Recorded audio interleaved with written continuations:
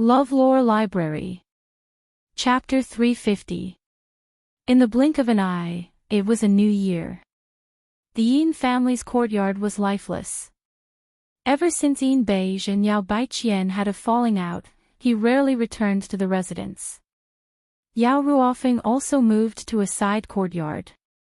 She had thought it through. Yin Beige didn't love her and she couldn't have children. Even Yao Baiqian had abandoned her. Then what path did she have in the Yin family? Since that was the case, why should she look for trouble? She wanted to see how long Hua Yaolan could stay in the Yin family's favor. The reality was just as Yao Ruofeng predicted. Because she didn't have a child, Hua Yaolan was favored in the Yin family in the beginning. Yin Beige also took special care of her. But after the new year, Hua Yaolan still didn't get pregnant. Yao Baiqian's attitude toward her worsened. At this time, something big happened in the Yin family's courtyard. Hu Huiyue and an entertainer were caught red-handed by Yao Baiqian's people. This was definitely the Yin family's humiliation. Yin Shun was furious. A general actually got cuckolded by an entertainer. What would happen if this got out? That night, the entertainer was shot to death and concubine who was drowned in a pig cage in the Yin family's backyard. This seemed like a simple affair, but Yin Shun suddenly became vigilant. As a general, he was busy with official business. The entire Yin family's residence was managed by Yao Baiqian. Originally, Yin Shun trusted Yao Baiqian a lot. But recently, things happened one after another. He thought about Yin Beiyue's death and Su Wan's death back then. All these incidents, which one of them had nothing to do with Yao Baiqian. Just as Yin Shun was worrying about his backyard, the war in the north finally reached Liao City. Right now, Yin Shun had no choice but to put down his family matters and personally lead Yin Beige's troops. This war lasted for half a year. By the time Yin Shun and Yin Beige led the troops back, it was the end of summer and the beginning of autumn. Right now, Liao City was bustling with activity. The people were busy harvesting their crops. The wineries and grain farms were also extremely busy. The Yin family had a lot of businesses, but Yin Qingma had always been managing them. This year, because of the war, Yin Qingma didn't have time to rush back. Yin Shun had no choice but to let Su Rui manage all the businesses. Originally, he didn't think highly of his third brother. He didn't expect him to handle everything in an orderly manner. He was even better than Yin Qingma. Could it be that his third brother had really been enlightened? And maybe it was because he had been with Shuai Linglong for a long time and learned her shrewdness. Big brother, actually, Linglong and I can help you take care of the family's private assets in the future. Su Rui didn't say it too clearly, but Yin Shun was an astute person. How could he not know what the couple had been thinking these past few years? Compared to Yin Qingma, who had already become famous, Su Rui was naturally much more harmless. Ha! Yin Shun laughed and patted his shoulder. Third brother, when your second brother isn't here, we'll have to rely on you. How would I dare to disobey Big Brother's orders? Big Brother, you must be tired after fighting on the front lines for so long, right? Do you want me to have Linglong find a few people to sing for you to relieve your boredom? Su Rui looked at Yin Shun submissively and probed him. Yin Shun froze hearing Su Rui's words. He immediately thought of Bai Yanxue in Linglong House. That girl was exquisite and obedient. She could sing and dance. In the past, he didn't mention getting a concubine because of Yao Baiqian's power. Now, after Hu Huiyue died, the entire backyard was empty. He was a general, but he didn't even have a concubine. What fun was there in life? Mingyi, is Miss Bai from Linglong House still around? I want to bring her into the residence. What do you think? That's naturally a good thing. A few months ago, second brother had just accepted Xiaowu into the family.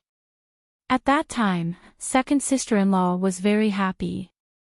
I feel that eldest sister-in-law is a reasonable person. She will also be very happy for Big Brother. After all, Big Brother is a marshal. How can there not be a few women in the backyard?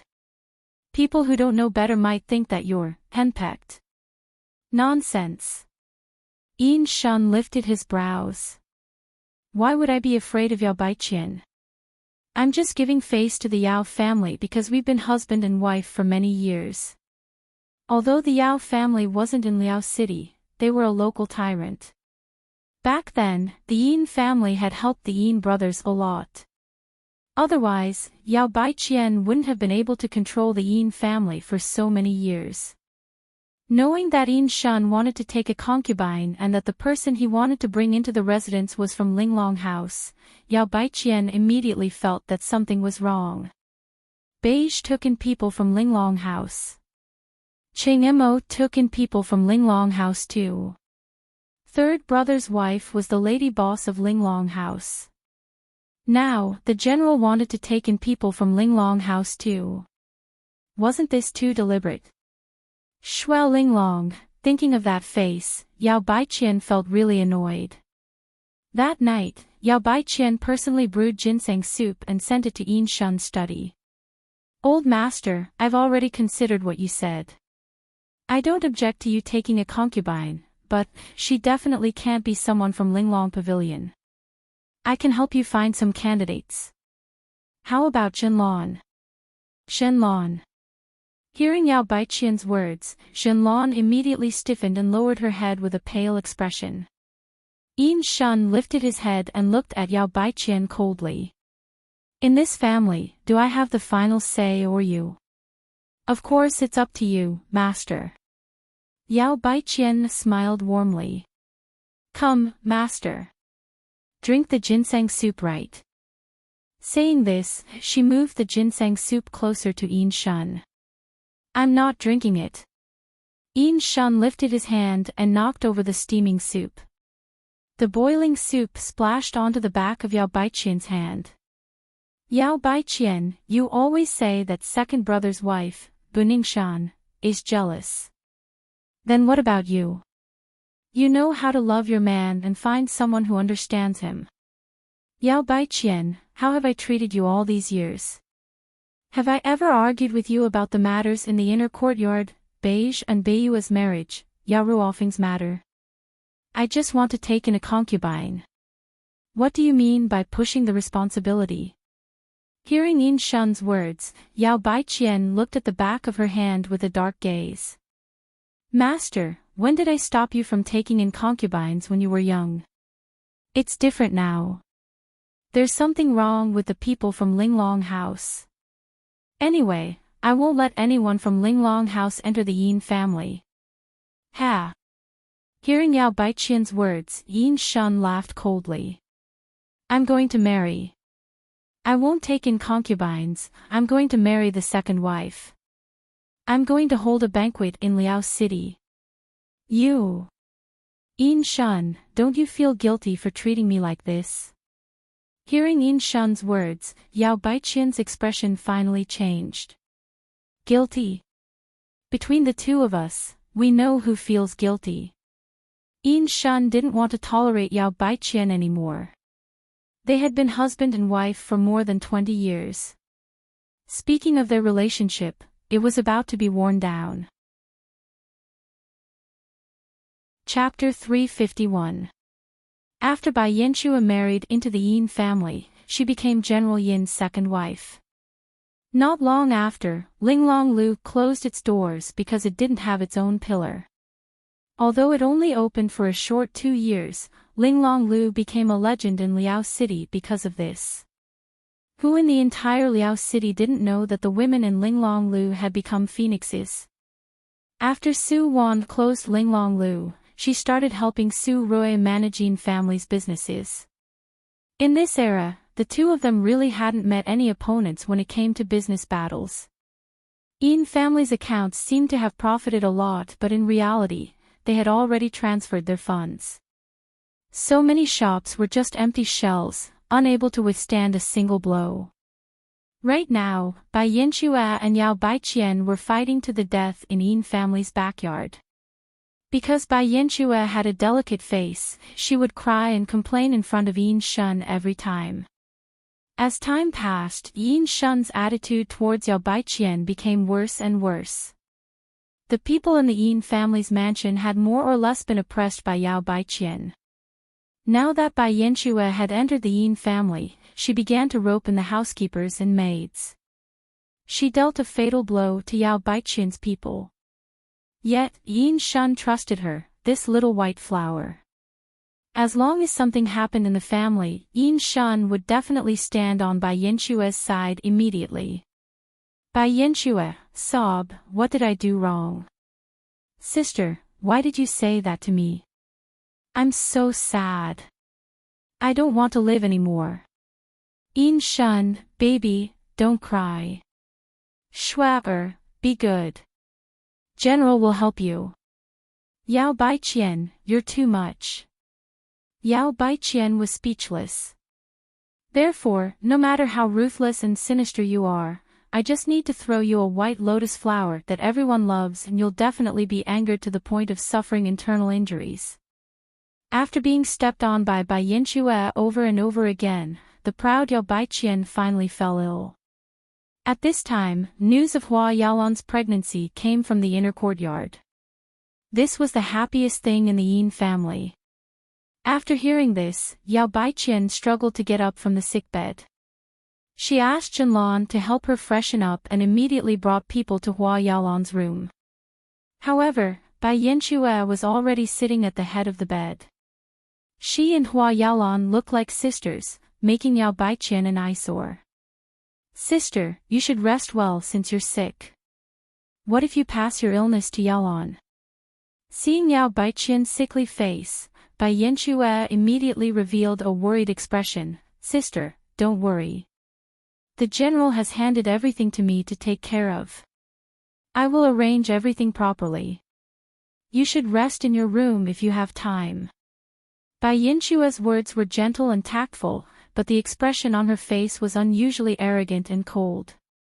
Bai Yanxue, Shui Linglong, Yao Baiqian gritted her teeth inwardly. After returning to her courtyard, she looked at Zhenlan with a dark expression. How is the investigation going?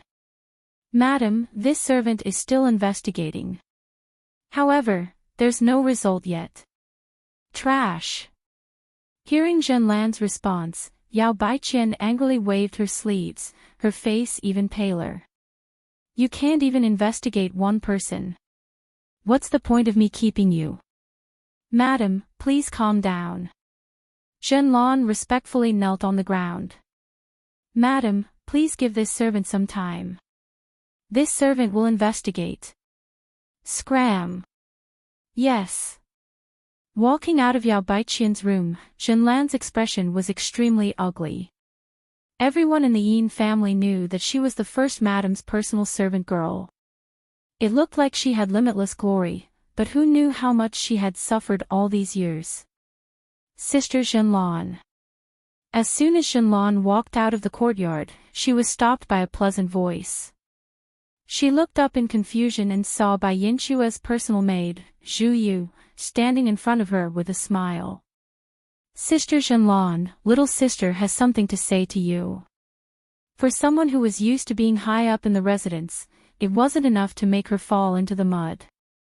It was best if she was isolated by everyone and lost everything. Yao Baiqian's illness had been dragging on. It wasn't serious, but there was no improvement. Doctors changed one after another until the end of the year. Hua Yaolan's belly was also big and Bai Yanxue's position in the Yin family was stable. Many people seemed to have forgotten that the eldest madam had always been in the Yin family. Yao Baiqian wasn't willing. She wasn't willing to hand over everything in the Yin family to Bai Yanxue, that shameless little white flower. She had already secretly found people in the Yao family to help her investigate Bai Yanxue, Shui Linglong, and even everyone in Linglong Lu. Yao Baiqian felt that there was definitely a conspiracy. She would definitely get to the bottom of it. While Yao Baiqian was busy being a detective, Yin Shun took in another concubine. This concubine wasn't a stranger. It was Yao Baiqian's side, Zhenlan. The day Zhenlan entered the door, Yao Baiqian rushed into the hall after learning that she was betrayed. She wanted to teach Zhenlan a lesson like crazy. In her panic, Yao Baiqian knocked down Hua Yaolan, who came forward to stop the fight, causing Hua Yaolan to almost have a miscarriage. Bitch! Slap! Under the astonished gazes of all the guests, Yin Shun slapped Yao Baiqian harshly. Yao Baiqian was dumbfounded, looking at the pale-faced Hua Yaolan on the ground. Yao Baiqian wanted to say something, but right now, there was only Yin Shun's anger, Yin Beige's indifference, and Bai Yinshua's schadenfreude. Pfft! Yao Baiqian spat out a mouthful of blood and fainted while the guests were whispering amongst themselves. By the time Yao Baiqian woke up again, she had returned to her room. The candlelight flickered and the dim light reflected a familiar face. This was Linglong. Yao Baiqian looked dazedly at the person sitting by her bed, her voice a bit hoarse. Sister-in-law, you're awake. How do you feel? Su Wan immediately tugged at the corner of her blanket, seeing that Yao Baiqian had woken up. Yao Baiqian froze, seeing Su Wan's actions. Linglong, why are you here? I came to see you. Su Wan revealed a strange smile at Yao Baiqian. In the future, fewer and fewer people will come to see you. If I don't come to see you, how lonely will you be? Yao Baiqian had a bad feeling seeing Su Wan smile. Ha! Su Wan suddenly bent down and quietly looked at Yao Baiqian on the bed. How does it feel to be bedridden? Thanks to you, I've been bedridden for half a year. You are? Yao Baiqian's pupils contracted hearing Su Wan's words. She struggled to get up but realized that her limbs wouldn't listen to her. Stop struggling pointlessly. Do you think you're the only one who knows how to poison people? Su Wan narrowed her eyes and smiled at Yao Baiqian. This is the poison I personally concocted. It's really effective. In the future, just lie here. Every once in a while, I'll come see you and tell you how the Yin family fell apart. Yao Baiqian, don't die. Su Wan. Yao Baiqian glared at Su Wan fiercely. You evil woman, I won't let you go. I won't let you go even if I become a ghost. You want to overthrow the Yin family. That's wishful thinking. Beige won't be tricked by you anymore. I'm going to tell him your true colors and tell everyone. Okay, then go tell them. Yao Baiqian, do you think anyone in the Yin family still believes you? The saddest thing in the world was that every word you said was true, but no one was willing to believe you. Su Wan stood up calmly and then leisurely walked away. Su Wan, you'll die a horrible death. Yao Baiqian's hoarse voice rang from the room. Su Wan walked outside and Su Rui was waiting for her. Su Rui furrowed his brows hearing Yao Baiqian's voice. Why don't we just kill her? Forget it. Isn't it good to let her live a life worse than death?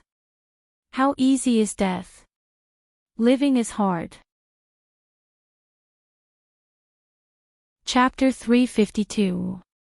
Yin family's first madam lost her mind from the stimulation.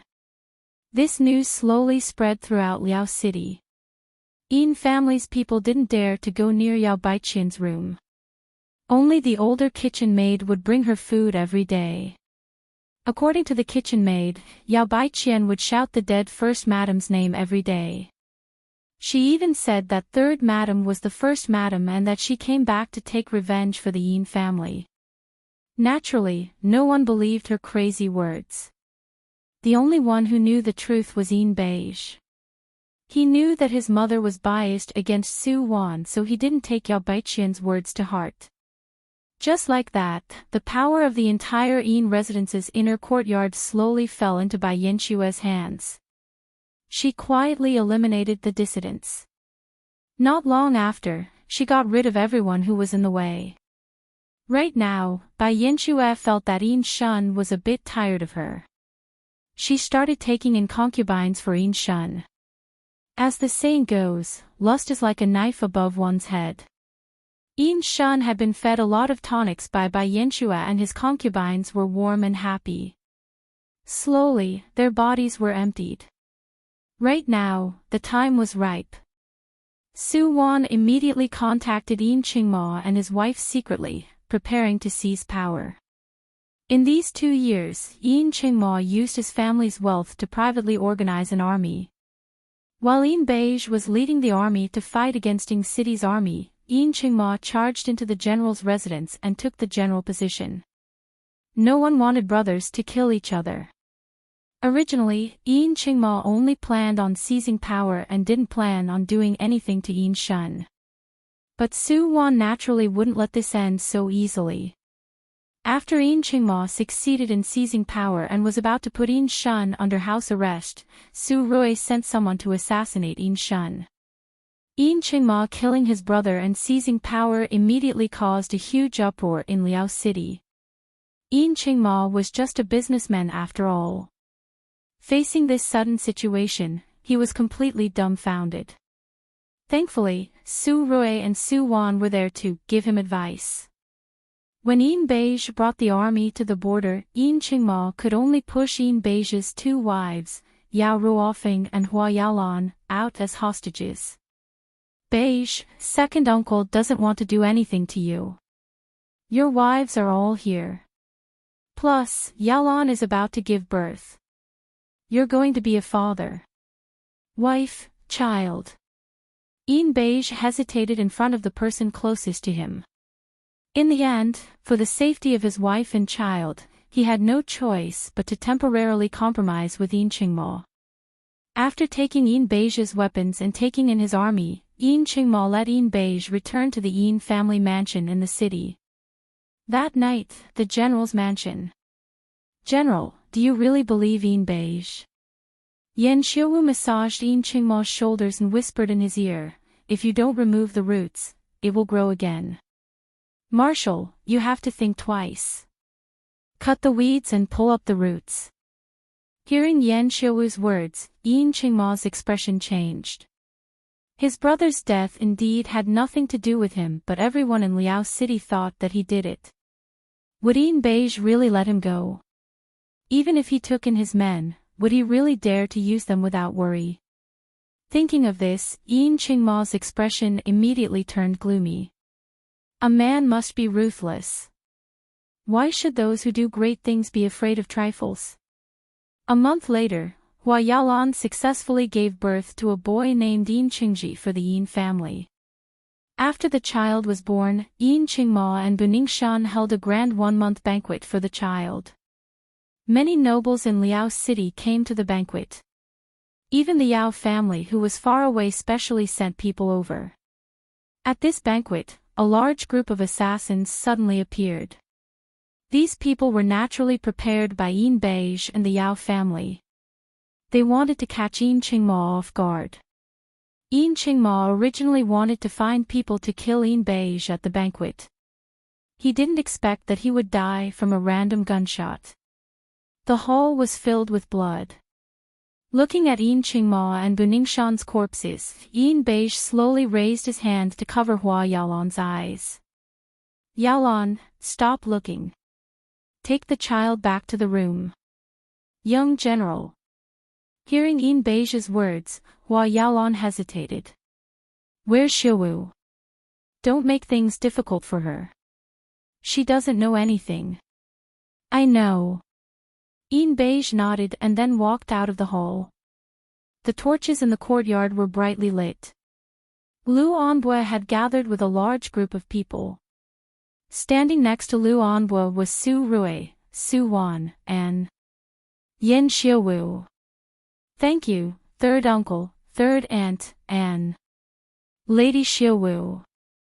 Hearing Yin Beige's words, Yan Xiaowu bowed. Su Rui smiled faintly. Don't thank me. There's nothing I can do about brother's death. I can't just watch as second brother causes you to die. Beige, there's no end to revenge. Don't make things difficult for Bei and Bei Yin. Beige nodded. I know what to do. The wind is strong at night. Third uncle, take third and back. Her health isn't good. From start to finish, Suwon didn't say anything, but Beige's attention never left her. Beige couldn't forget what Yen Xiaowu said to him in private 2 nights ago. Xiaowu was indebted to Sister Linglong. The reason why Xiaowu risked her life to tell you this news was all for Sister Linglong. Actually, she was already at the end of her rope. Third Master knew this and she knew it too. Young General, if you really have her in your heart, then let her leave in peace. Up until that moment did Beige know that Suwon couldn't live for much longer. He really wanted to hug her, but he couldn't. He could only look at her from afar, watching her stand beside another man, holding another man's hand.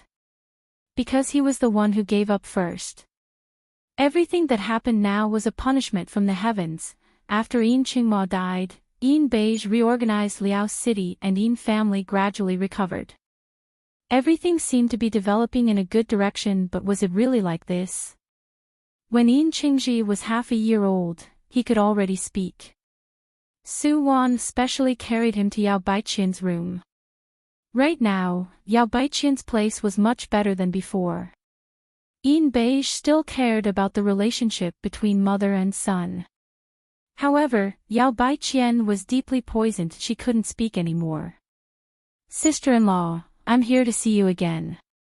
When Suwon carried the child inside, Yao Baiqian had just finished eating.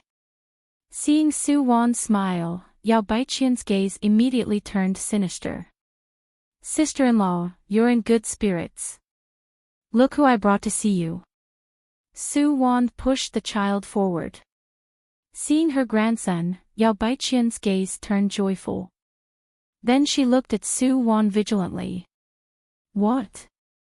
You're scared that I'll do something bad to your grandson? Suwon smiled and let go of her hand. Do you think he'll fall to his death if I let go of my hand? He'll probably just become disabled.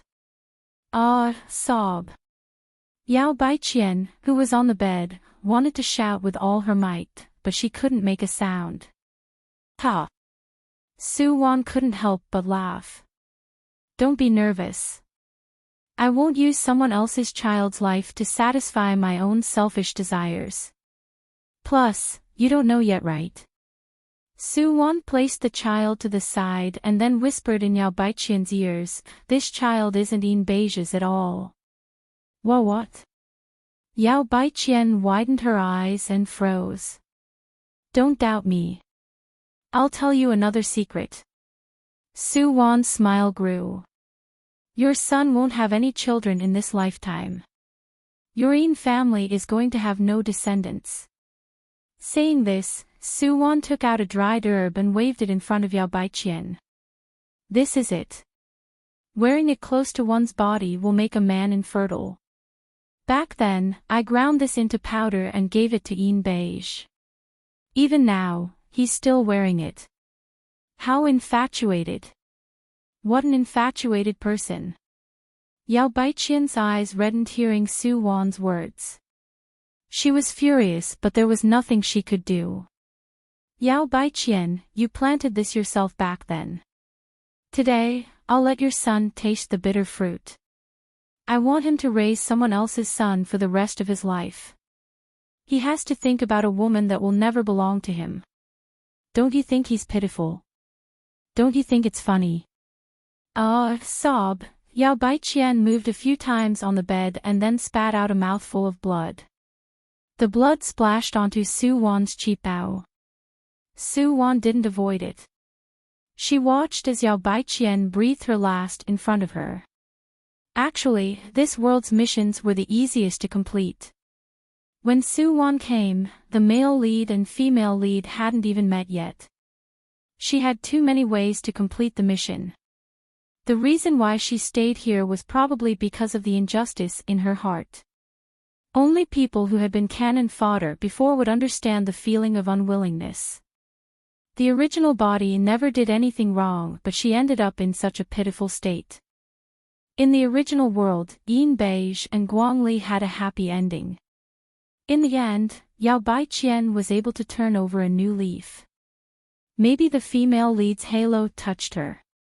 But Su Wan couldn't accept this ending. Even if Yao Baiqian turned over a new leaf, could the people she harmed rest in peace? Su Wan didn't want to forgive someone like Yao Baiqian.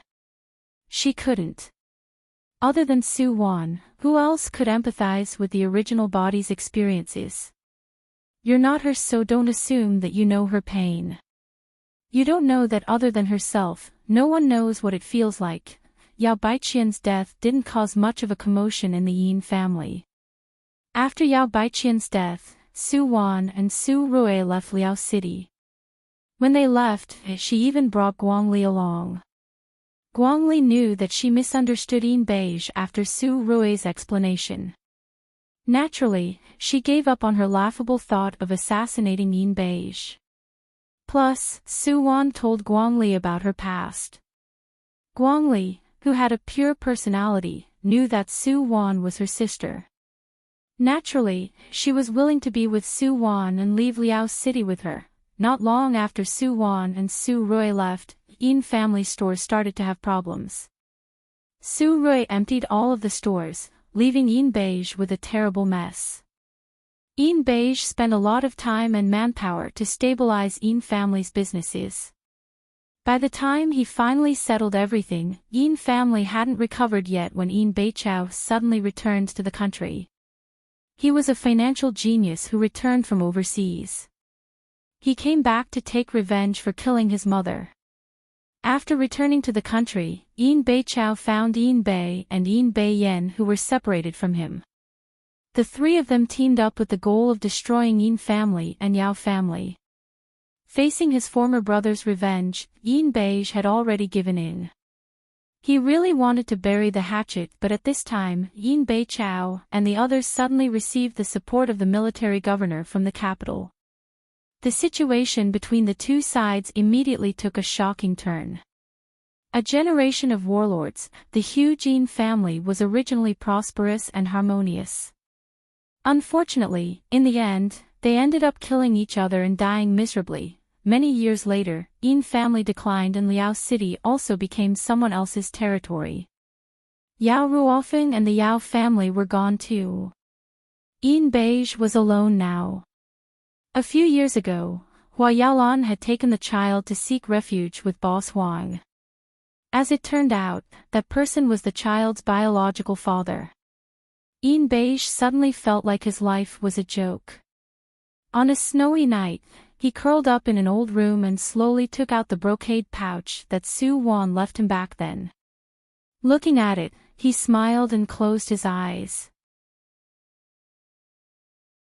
Chapter 353.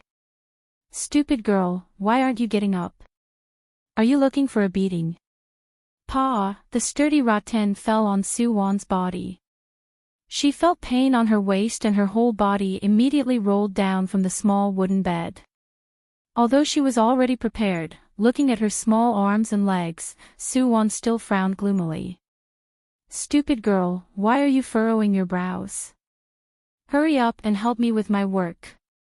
A woman's dissatisfied and mean voice rang. Su Wan looked up to see a woman wearing blue clothes. Her hair was combed to her ears and she wore an apron around her waist. She was currently looking at Su Wan coldly. This woman didn't look to be over 30 years old and had a pretty appearance. She was Su Wan's stepmother, Lu Li. She and Su Wan's father, Su Guoliang, had been married for 6 years. Su Wan was just 9 years old while her sister, Su Qingmei, was 5 years old. Mother. At this time, Su Qingmei seemed to have been startled awake by Lu Li's voice. Wearing a dress, she rubbed her beautiful eyes and looked at Su Wan and Lu Li hazily. Mom, don't hit my sister. Don't hit my sister, okay? Su Qingmei's beautiful eyes were filled with tears as she said this. "Ah, my darling, don't cry, don't cry. Mother didn't hit sister." Saying this, Lu Li glared at Su Wan. "Stupid girl, can't you see your sister crying? Hurry up and coax her." "Oh." Su Wan slowly climbed up from the ground and then walked over to Su Qingmei. "Sister, don't cry. I'll take you out to play, okay?" "Sure, sure." Hearing Su Wan's words, Su Qingmei immediately stopped crying. She grabbed Su Wan's hand. Before Lu Li could react, the two sisters had already left the room. This child. Lu Li stood behind the two of them and sighed heavily. Su Guoyang's family lived in the Sihuan. There were 7 or 8 families in the courtyard. Although Lu Li's personality was a bit shrewish, she knew how to read people's expressions. Plus, Su Guoyang was famous for being an honest person. Su Wan and Su Qingmei were cute too. Therefore, their family was quite popular in the Sihuan. Seeing Su Wan and Su Qingmei walking out side by side, the elders sitting in the courtyard immediately greeted them. "Xiao Wan, you're taking your sister out to play again?" "Yes." Su Wan answered crisply. Then she hopped out with Su Qingmei. Walking out of the courtyard, they looked at the old brick road as well as the people riding bicycles to and fro. Su Wan and Su Qingmei sighed inwardly at the same time. Damn it, this really is a deceptive era. That's right.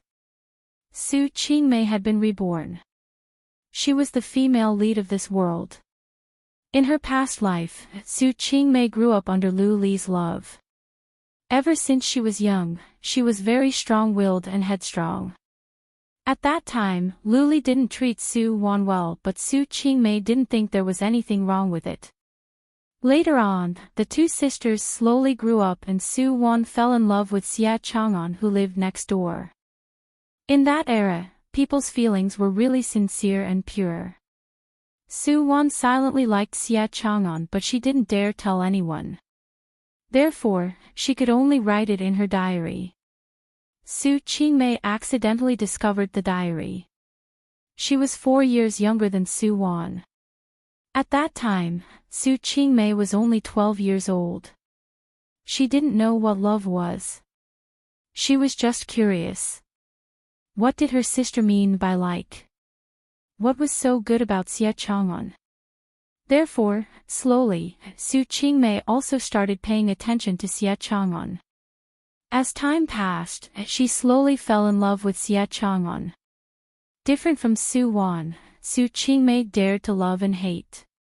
When she was 15, she confessed to Xia Chang'an. At that time, Xia Chang'an was already 20 and in university. He would be lying if he said he wasn't moved by his childhood sweetheart's confession.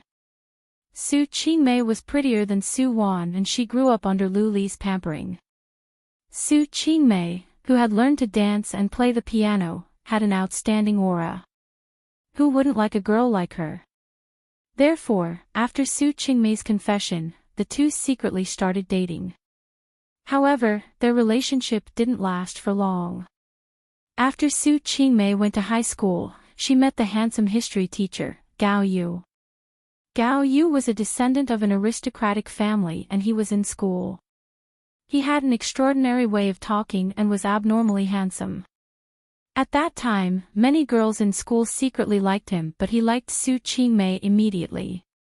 Under Gao Yu's attack of money and sweet words, Su Qingmei quickly fell for him. She forgot her promise with Xia Chang'an and threw herself into Gao Yu's embrace. 2 years later, Gao Yu left school and went to work in the education department. Su Qingmei also successfully got into university. She had always hoped that after she graduated, she could start a family with Gao Yu and live happily. But the cruel reality shattered her beautiful dream. Because Su Qingmei's university was in another city, she and Gao Yu didn't spend much time together. However, the two still maintained a close relationship. There was one time when the school did a physical examination and Su Qingmei was found to be pregnant. This was definitely a scandal that shocked the entire school. Su Qingmei couldn't care less and didn't have time to call Gao Yu. She hurriedly took the train back to her hometown. But when she arrived at Gao Yu's home, she saw Gao Yu being intimate with a female colleague. "I'm just playing with you. Su Qingmei, don't tell me you can't afford to play with me." Su Qingmei could never forget Gao Yu's face back then. It was really disgusting. She was expelled from school because of her pregnancy. She didn't dare to go home and she didn't even have the money to go for an operation. At this time, Su Qingmei met Xia Chang'an again. Xia Chang'an was married to Su Wan now. He was Su Qingmei's brother-in-law. Xia Chang'an immediately arranged a hospital for her after finding out that something had happened to Su Qingmei. In order to take care of her emotions, he had been busy by himself. He didn't tell the Su family about this. Xia Chang'an even personally went to the school and begged repeatedly. Only then did the school allow Su Qingmei to take a break from school and return after a year. Lying on the cold hospital bed, looking at Xia Chang'an's tired but gentle face, Su Qingmei suddenly felt endless regret. Back then, she clearly had such a good man. Why didn't she cherish him? Did she have to be blinded by those sweet words, vanity, and money? Su Qingmei felt really regretful. Would anyone still want her now that she was like this?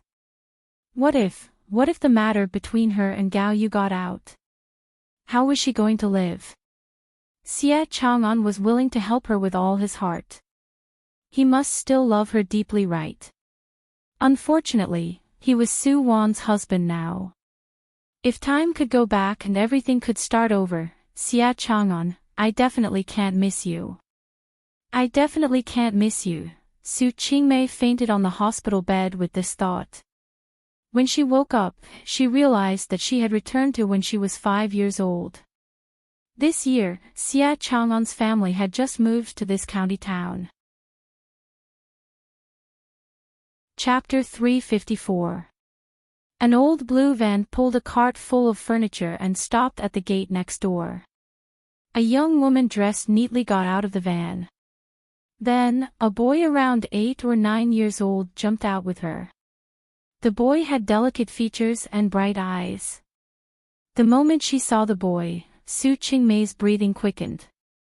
It was Xia Chang'an. Xia Chang'an was just 10 years old right now. He was a bit thinner than normal boys, but one could see the handsome young man in his eyes. Feeling Su Qingmei's sweaty palms, Su Wan's gaze flickered and she said, "Sister, look. Someone's moving over there. We have a new neighbor." "Yeah." Hearing Su Wan's words, Su Qingmei blinked and quickly broke free from Su Wan's hands. "Sister, I'll go take a look." Saying this, Su Qingmei ran towards Xia Chang'an's house. Seeing the small figure getting further and further away, Su Wan's gaze grew deeper. In her past life, Su Qingmei gave up on Xia Chang'an because of her vanity.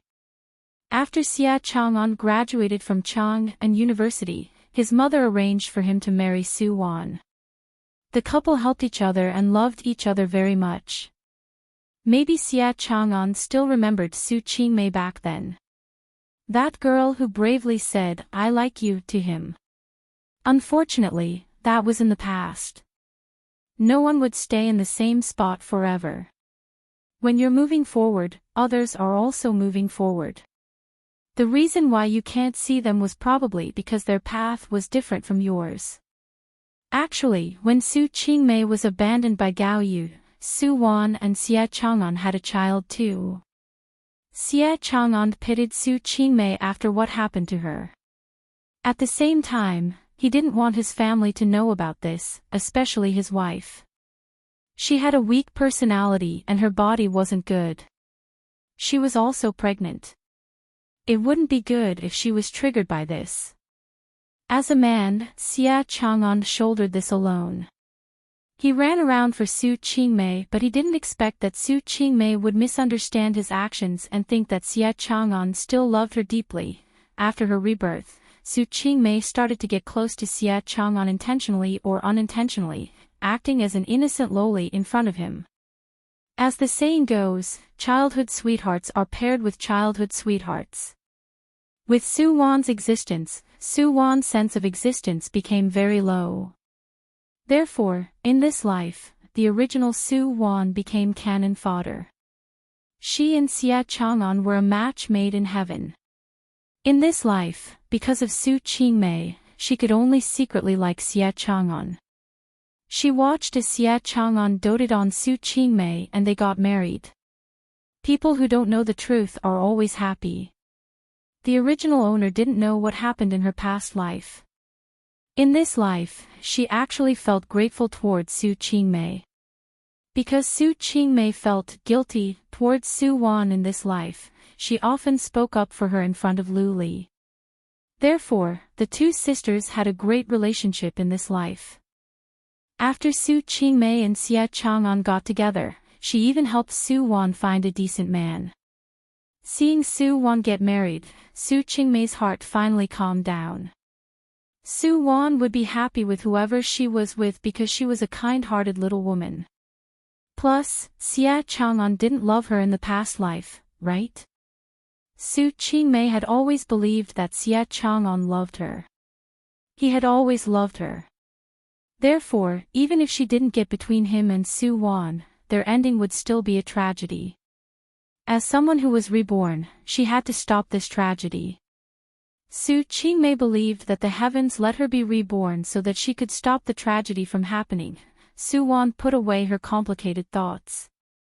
When she looked up again, she saw Su Qingmei panting as she ran over to Xie Chang'an. She blinked her obsidian-like eyes and looked at Xie Chang'an with a smile. Her voice was also especially childish and pleasant. Big brother, are you our new neighbor? You're Su Qingmei. What's your name? Xie Chang'an smiled faintly seeing such a cute loli calling him big brother sweetly. He caressed Su Qingmei's hair and said, I'm Xie Chang'an. You can call me brother Chang'an. Saying this, Xie Chang'an suddenly looked at Su Wan who had been standing not too far away, quietly watching them. The weather was a bit cold but Su Wan was still wearing thin clothes. Her skinny figure stood in the cold wind, looking at them coldly. There were no other emotions in her eyes. No one seemed to be able to tell what she was thinking. Qingmei, is that your sister?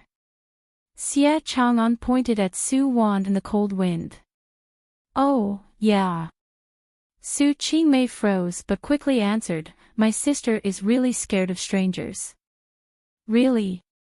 Hearing Su Qingmei's words, Xie Chang'an smiled warmly and waved at Su Wan.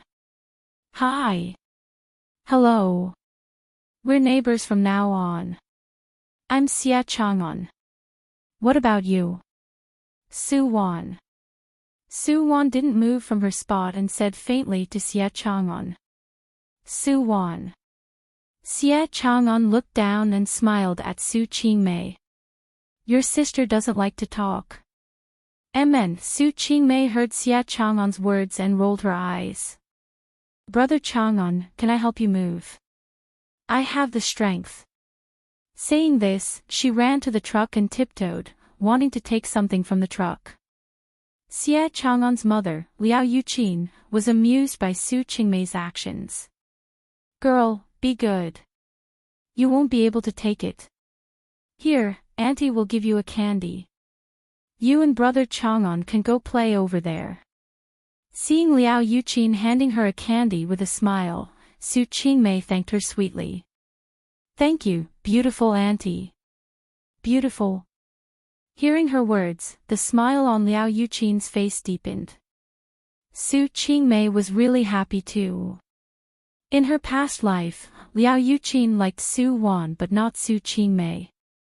When Su Qingmei and Xie Chang'an were secretly dating, she knew that Liao Yuqin didn't like her. In this life, Su Qingmei decided to use her age advantage to get Liao Yuqin, her future mother-in-law. Brother Chang'an, let's go play over there. Saying this, Su Qingmei grabbed Xia Chang'an's hand. Xia Chang'an seemed to be in a daze. Then he allowed Su Qingmei to pull him over to Su Wan. Sister, this is Brother Chang'an. I know. Su Wan replied coldly. She wasn't deaf. Xia Chang'an had just introduced himself, so she naturally heard it clearly. Seeing Su Wan's cold gaze, Xia Chang'an continued to smile brightly. It's windy here. I'll take you guys to play in the yard, okay? Okay. Su Qingmei naturally clapped in agreement hearing Xia Chang'an's words. But Su Wan shrunk her shoulders. You guys go play.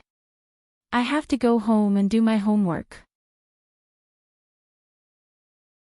Chapter 355. When Su Wan returned home alone, Luli had just finished tidying up the house. Seeing that Su Wan came back alone, Luli glared at her. Why are you alone? Where's your sister? My sister is playing with the neighbor's brother in the yard. Su Wan answered, turned around and walked straight to her small room. Stupid girl, where are you going? Luli's voice rang from behind her. Su Wan didn't stop walking and answered coldly, I'm going to do my homework. I haven't finished it yet. Right. What can you write? You're so dumb. It's not like you can get into university. Luli muttered behind Su Wan and then went back to work in the kitchen. Luli was a typical housewife. The heavy responsibility of making money fell on Su Guoyang. Su Guoyang was a worker at Sea City's car factory. In this era, it was a really good job. His salary was enough to support the entire family. As for Luli, she just had to take care of the trivial matters at home and also take care of Su Wan and Su Qingmei. Of course, taking care of Su Qingmei was the most important thing. Su Wan was just passing by. Su Wan had already returned to her room. Although it was called a room, it was just a room that was less than 5 square meters in size. There was a small wooden bed that she found a carpenter to make. There was a worn-out study table by the bed and an old-fashioned wardrobe next to the table. This was Su Wan's birth mother and Su Guoyang's dowry. After her mother passed away, this wardrobe had been left in Su Wan's room. Phew. Looking at her small room, Su Wan sighed. She walked to the table and looked at the math homework that she didn't finish last night. It was the addition and subtraction within 100. Out of 10 questions, she actually wrote 6 wrong. Su Wan was also drunk. Sea City, City Center, Government Compound. Creek. Gao Jian came back from work to see his wife, Dong Yuanyuan, sitting on the sofa with an unhappy expression. Yuanyuan, what's wrong? Putting down his briefcase, Gao Jian took off his suit and asked out of concern. What do you think happened to me? Dong Yuanyuan, who was less than 40 years old, maintained her body well. She wore light makeup and a tight-fitting woolen sweater and skirt. Hearing her husband's words, she immediately raised her eyebrows and said angrily, Our little ancestor beat up the dean of students at school today. After coming back, she insisted on transferring to Shirsan High School no matter what. What? Gao Jian's face darkened when he heard his wife's words. Gao you little brat. Get out here. Bang! At this moment, the sound of the door being forcefully opened came from the innermost bedroom. A young man in a blue school uniform walked out with a cold expression. When he saw Gao Jian in the living room, the young man restrained his sharp gaze and said nonchalantly, Dad, you're back. You still know that I'm your father. If you don't get a beating for 3 days, you'll tear down the roof tiles, huh? How dare you hit someone in number 1 high school, and the one you hit was the dean of students. Don't you miss him anymore? Yes. Facing Gao Jian's uncontrollable anger, the young man still had a cold expression. Either drop out of school or transfer to Shirsan High School. You little brat. Hearing his son's words, Gao Jian immediately picked up the ashtray on the coffee table and was about to smash it on his head. Gao Jian, what are you doing? Do you have any sense of an intellectual? Is this how you teach your child? You hit him without a word. What if you hurt my son? Seeing that Gao Jian was really going to hit him, Dong Yuanyuan immediately stood up to protect her son. Gao Jian was speechless. What do you mean by a doting mother spoils her son? Mom, you don't have to protect me. At this moment, Gao Yu slowly pushed Dong Yuanyuan away. Dad, transfer me to Shirsan High School. I'll get first place in the city for the college entrance examination the year after next. What do you think? You? Hearing Gao Yu's words, not only Gao Jian, but even Dong Yuanyuan was stunned. Little Yu, are you serious? Dong Yuanyuan's eyes flashed as she looked at her son excitedly. What did it mean to get first place in the city? Going to be university was definitely a done deal. If he really got in, how much face would he have? I'll do what I say. Gao Yu looked at Gao Jian with a determined gaze. Dad, tell me if you can or not. Seeing his son's confident gaze, Gao Jian hesitated for a moment. All right, you better remember what you said today.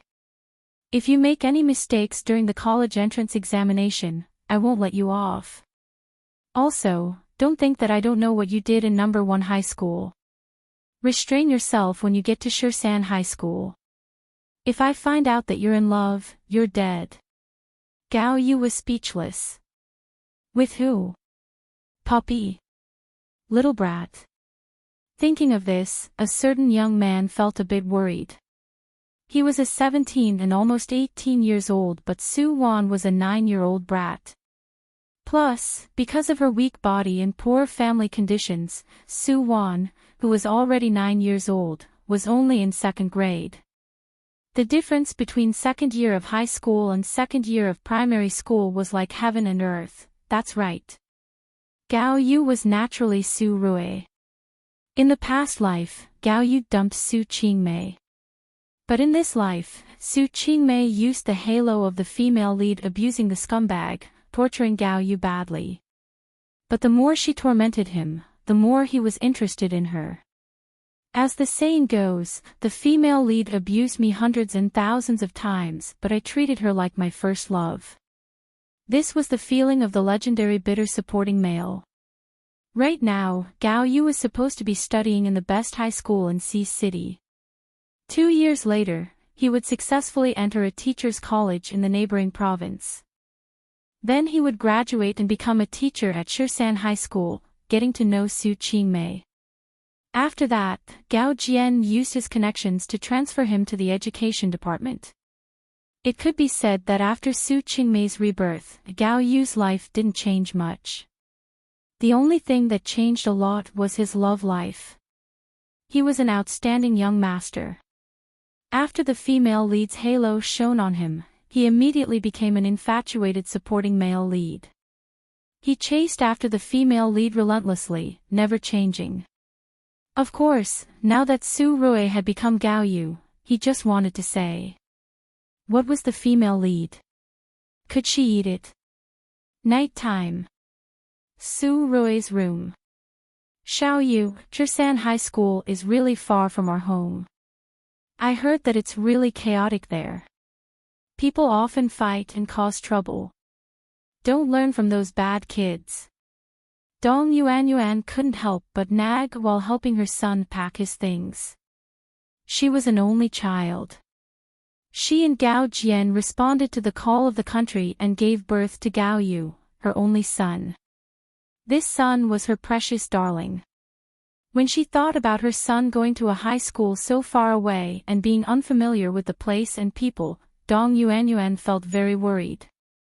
Xiaoyu, if anything happens in school, go find Principal Liu. Your father has already informed him. He'll take care of you. Do you remember? I understand. I remember. Su Rui absent-mindedly answered while sitting on the bedside. He was actually thinking about how to enter the Su family's residence. Su Qingmei definitely wouldn't welcome him. However, he could start from Su Guoyang and Luli. Su Guoyang was an honest worker while Luli was a housewife. Although she looked fierce and unreasonable, she didn't have a backbone when something big happened. Su Guoyang was an honest worker. Speaking of which, I heard that Su Wan's grades were really bad. Should he become her tutor? Chapter 356. Su Wan's school was Shisan Elementary School, higher than the neighboring Shisan Elementary School. Xiao Wan, it's time to eat. Luli woke Su Wan up in a daze at 6 in the morning. It was also Su Guoyang's time to work. Every day, the father and daughter would eat breakfast together. Although Shisan Elementary School wasn't far from Su Wan's home, Su Guoyang would ride his bicycle to school on his way to work every morning. When Su Guoyang was at home, Luli would call Su Wan Xiao Wan. Her tone wasn't cold but it wasn't warm either. But when Su Guoyang was at work, she would call him brat most of the time. The original Su Guoyang had a weak physique and a slow mind. She had always been submissive and had never mentioned anything about Luli in front of Su Guoyang. Hence, the honest Su Guoyang had always thought that his wife treated his eldest daughter well. Good morning, father, mother. Su Wan wore a dark blue school uniform that was a bit too big and slowly walked out of her room. Xiao Wan, hurry and eat. It's going to get cold. Su Guoyang specially placed a piece of meat in Su Wan's bowl. Luli glanced at it and then turned around without saying anything. The 5-year-old Su Qingmei was still in kindergarten. At this time, Luli didn't wake her precious daughter up. Plus, she specially left the biggest and best piece of meat in the pot for Su Qingmei. Su Wan went to the narrow bathroom to wash up and then combed her hair into a ponytail before quickly walking out. Breakfast was eaten very quickly. After eating, Su Wan carried her school bag and went out with Su Guoyang. The morning air was particularly fresh. Su Guoyang pushed his permanent bicycle out of the courtyard and Su Wan sat on the back seat of the bicycle with ease. Looking at the broad back of the man in front of her, Su Wan couldn't help but softly say, "Dad, can you often accompany me at home in the future?" Su Guoyang heard his daughter's words and froze. "Xiao Wan, what's wrong? Father isn't home but mother is. Are you bored?" No, it's," Su Wan hesitated. Seeing that they were at the school gate after another intersection, Su Wan said softly, "Father, when you're not home, mother will whip me. It hurts. Only when you're at home will she not hit me, nor will she call me a brat." "What did you say?" Hearing Su Wan's words, Su Guoyang immediately stopped the bike and jumped off the bike. He looked at his daughter in the back seat seriously. "Is what you said true?" Feeling Su Guoyang's seriousness, Su Wan's thin little face immediately revealed a frightened and wronged expression. Daddy, don't hit me. Don't hit me, I won't do it again. I won't do it again. Xiao Wan." Seeing Su Wan crying out of fear, Su Guoyang immediately panicked. "What's wrong with you?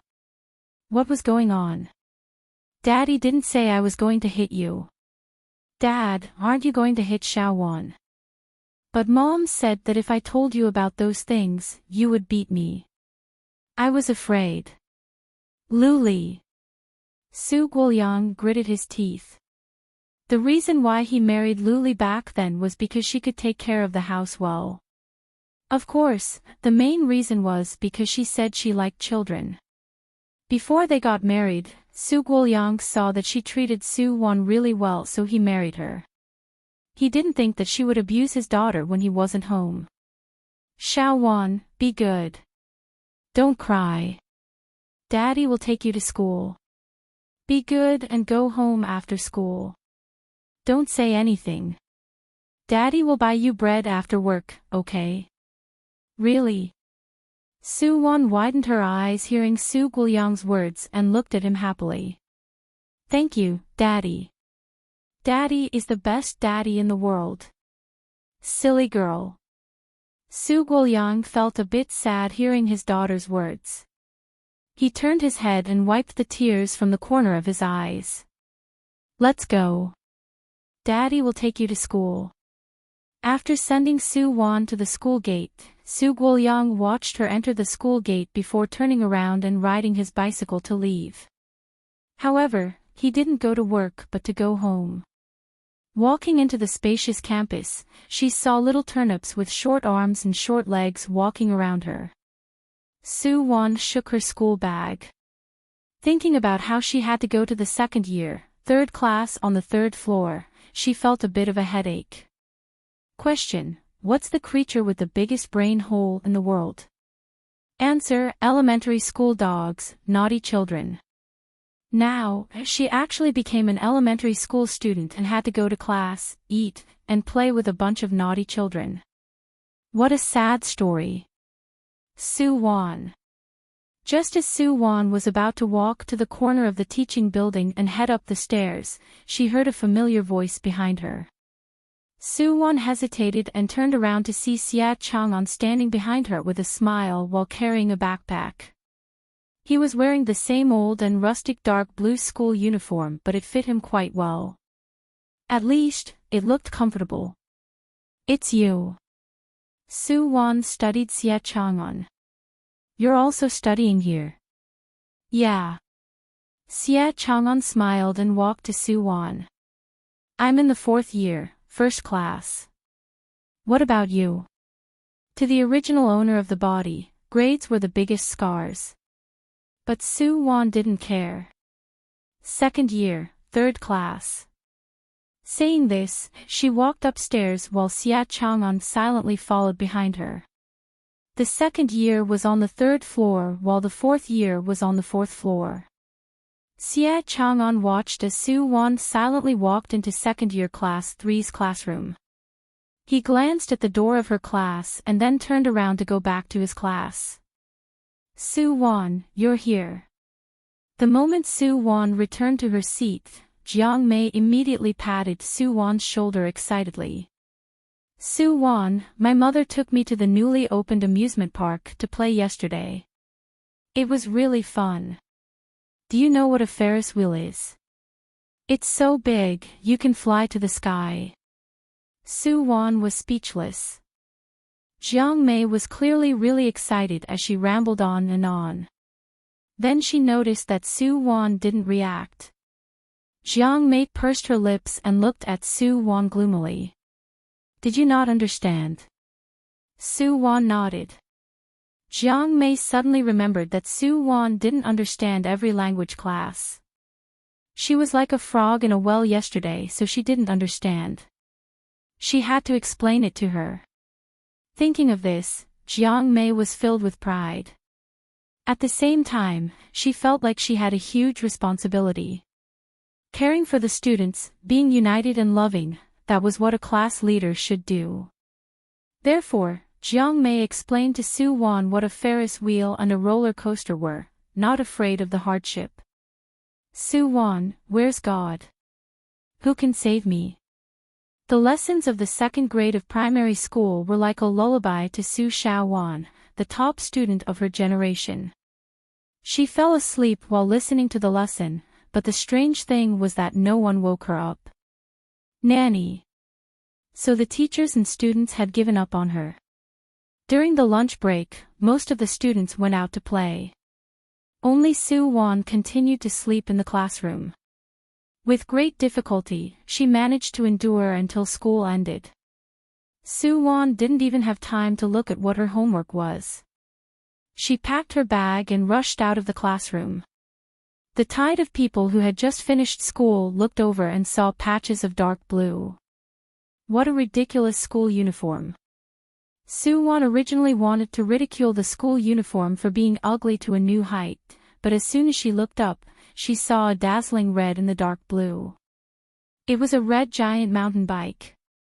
In this era, this kind of high-end and ostentatious mountain bike was even more eye-catching than a sports car. The red mountain bike was quietly parked in front of Shirsan Elementary School's entrance, attracting countless people's gazes. The owner of the bike was a 17 or 18-year-old young man. He was still wearing Shirsan High's brand new uniform. Though it was also a big and blue uniform, the young man looked really handsome and flamboyant. Sure enough, comparisons were odious, and goods had to be thrown away. Chapter 357. Su Wan looked at Su Rui, who was at the school entrance. Su Rui's gaze also went against the flow of people to look at Su Wan in the crowd. Even if there was a deep blue ocean in front of him and everyone looked the same with the bitter school uniform, Su Rui could still see her in the crowd. Then, General Su continued to shed lasagna-like tears in his heart, such a small loli. This didn't make sense at all. Although she was already 9 years old, the Su Wan in front of him looked thinner than Su Xiao Su. Gao Yu. At this time, Song Yang, who had skipped class with Su Rui, came out of the small store at the school entrance with 2 lollipops in his hands. You said that you came here to see someone. Is it your relative's child? What grade is he in? 2. Su Rui answered in a bad mood. Ah. Could it be that this master was throwing a tantrum because he waited for too long? Song Yang smiled after hearing Su Rui's tone. He was Principal Lu's grandson. Yesterday, his grandfather called his parents and said that an important person's child was going to his class. He had already told the teacher to arrange for the child to be by his side. Other than studying, Song Yang's main task was to build a good relationship with this official's child. Before seeing Su Rui, Song Yang disdained his grandfather and parents' orders. As a pillar of the country, he must not be corrupted by riches and he must not be subdued by force. How could he lower his head to the rich and powerful and be their lackey? However, when Song Yang saw this cold and aloof young master in the classroom, he was immediately intimidated by this young master's domineering aura. Damn! This was the legendary aura of a king, right? Hero, please accept this lowly one's lackey. This was the truth of how Chief Song became Master Gao's lackey. Of course, after many years, Song Yang would never admit this after he became a chief. You're here. At this time, Su Wan had already arrived in front of Su Rui with a big school bag on her back. Looking at the school bag that was almost as tall as her, Su Rui frowned and immediately walked to Su Wan's side. Without saying a word, he took down her school bag and shook it in his hands. Thankfully, it wasn't too heavy. It wouldn't make his wife unable to grow taller. Gao Yu, is this your niece? Seeing Su Rui's actions, Song Yang naturally knew that the person he was waiting for was this skinny little loli. She looked like she was around 1.2 meters tall. She was in the 2nd grade already. He had thought that he was a little radish head from the 1st grade. What's your name? Song Yang smiled and shook the lollipop in his hand. Do you want one? If you tell Uncle what your name is, Uncle will give you this lollipop. Look, it's peach flavor. Su Wan. Do you want to die? Su Rui suddenly turned around and flicked Song Yang's head. Are you blind? This is my daughter-in-law, my younger sister, my god-sister. Su Wan, god-sister was a term full of ambiguity. Cough, cough, cough. Hearing Su Rui's words, Song Yang finally realized that calling himself uncle was taking advantage of Su Rui. Therefore, he immediately smiled and corrected himself. You're Gao Yu's younger sister, so you're my younger sister too. Here, this lollipop is for you. In the future, Brother Song Yang will protect you on this street. As long as brother protects you, it won't be a dream for you to dominate the 13 little schools. Su Wan, General Su, where did you pick this idiot up from? Su Wan. While Su Wan was looking at Song Yang, a tender voice suddenly rang from behind them. Xia Chang'an quickly ran over with his backpack on his back. After running to Su Wan, he bent over and panted a few times. Then he looked at Su Rui with an unfriendly gaze. Su Wan, it's time to go home. The teacher said that it's dangerous outside, so we shouldn't talk to strangers. Let's go. I'll go back with you. Saying this, Xia Chang'an wanted to grab Su Wan's hand. Su Rui's gaze turned cold and he carried Su Wan to his side in a flash. Ah! Su Wan was speechless. Song Yang stared dazedly at Su Rui, who was protecting his child like a lioness. He was also confused. Master Gao, that's your sister, not your daughter. Even if she's your daughter, you don't need to protect her like this, right? Also, look at your cold gaze. What can a Shota do to your sister? Even if he wanted to, he didn't have the guts. Even if he had the guts, damn. He needed the equipment too. While Su Rui was looking at Xia Chang'an was also quietly looking at Su Rui. Both of their gazes were cold. Behind the coldness was a calmness that didn't belong to their age.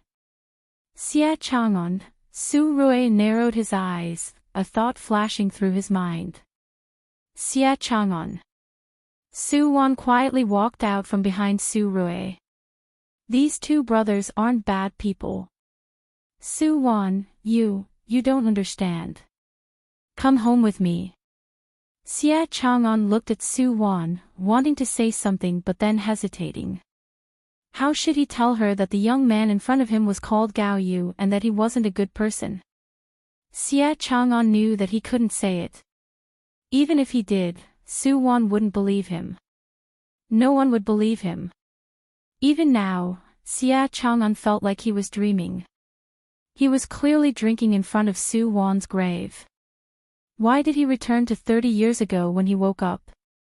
Right now, she was still a 9-year-old lowly. She wasn't his wife, nor was she the woman who lost her life for him. After seeing Su Wan yesterday, Xia Chang'an didn't sleep at all. He tossed and turned, thinking about Su Wan's voice and smile.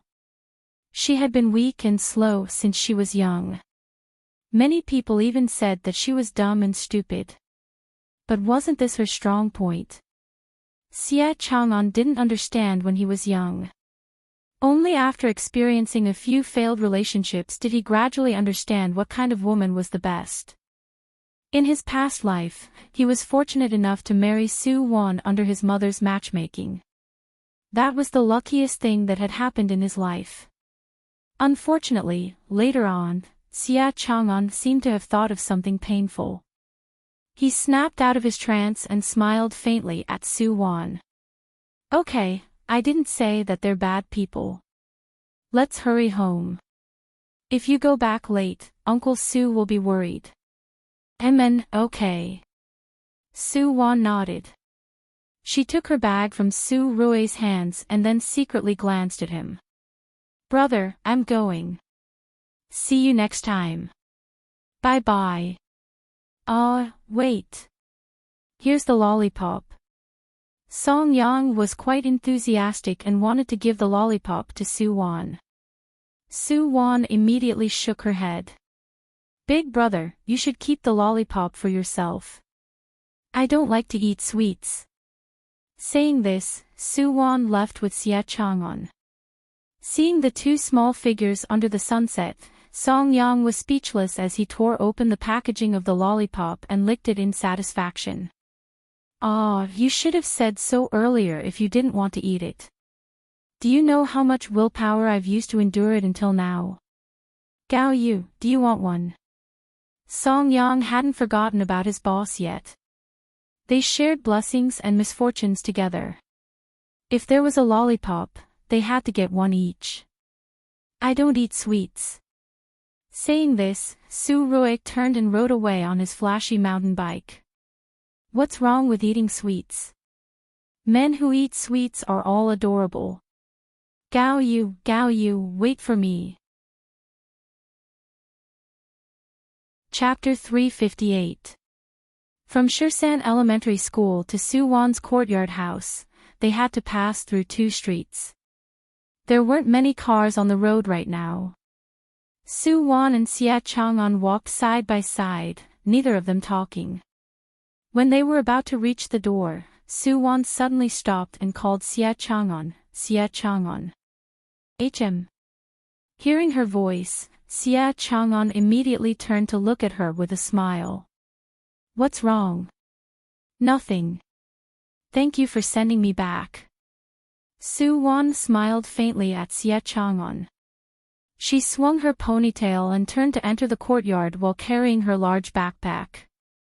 Xia Chang'an stared at Suwon's back for a while before smiling and walking towards his door. Every day, when Suwon finished school, Su Guoyang still hadn't gotten off work. Today, Suwon entered the door to see Su Guoyang and Lu Li sitting at the dining table. Su Qingmei, who was 5 years old, was sitting in Lu Li's arms with reddened eyes. Seeing Suwon enter, Lu Li's expression changed slightly. Su Qingmei's gaze brightened and she struggled to get out of Lu Li's arms, running to Suwon. Sister, hurry and persuade Mom and Dad. Dad and Mom want to divorce. Divorce? Suwon jumped in fright and subconsciously glanced at Su Guoyang. This honest man was sitting on a chair with a serious expression. Seeing the ashes on the ground at his feet, Suwon couldn't help but walk forward and called out, Father. Emin, Xiaowon, you're back. Hearing his daughter's voice, Su Guoyang forced a smile.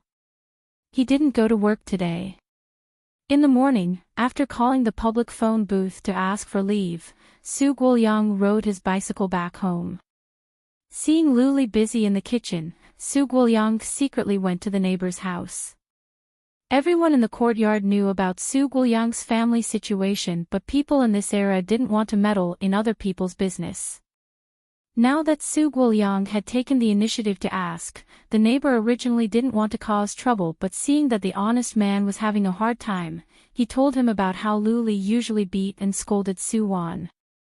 Suwon and the neighbor's conversation removed Lu Li's hypocritical veil. Su Guoyang was heartbroken. He felt that he had let down his daughter. When he was young, it was Suwon's mother who accompanied him through the most difficult times. Life finally took a turn for the better, but she died because of overwork. After his wife died, he left behind Xiaowon. This was Su Guoyang's sore spot. These years, his daughter didn't say anything, he was busy with work. He always thought that Lu Li would treat Suwon like how she treated Su Qingmei. Unfortunately, reality proved that Su Guoyang was wrong. Dad, do you really want to divorce Mom? Suwon had already put down her bag at this time, blinking her eyes fixedly at her father. Yes. Su Guoyang nodded vigorously. Su Guoyang. Have you lost your conscience? At this moment, Lu Li, who had been silent all this while, suddenly stood up with an unfriendly expression on her face. Who has been helping you take care of this family for the past 6 years? I married you and became your slave. I gave birth to your children. Now that your conditions are good, you want to abandon me just because you say so. How could there be such a good thing in this world? Tomorrow, I'm going to your factory to find your director. I want everyone to judge for me. Lu Li. Su Guoyang's expression darkened hearing Lu Li's words. Are you done? You've done a lot for this family and I'm grateful, but how did you treat my daughter? Do you want me to call all the neighbors to judge for you? You still want to go to my factory? Go. Go right now. Let's see who's going to lose face then. There was a saying that a rabbit would bite when it was cornered. The more honest a man was, the scarier he was when he got angry. As expected, Lu Li immediately became listless hearing Su Guoyang's words. She looked fierce, but in reality, she was just bluffing most of the time. Su Guoyang, Qingmei is still so young.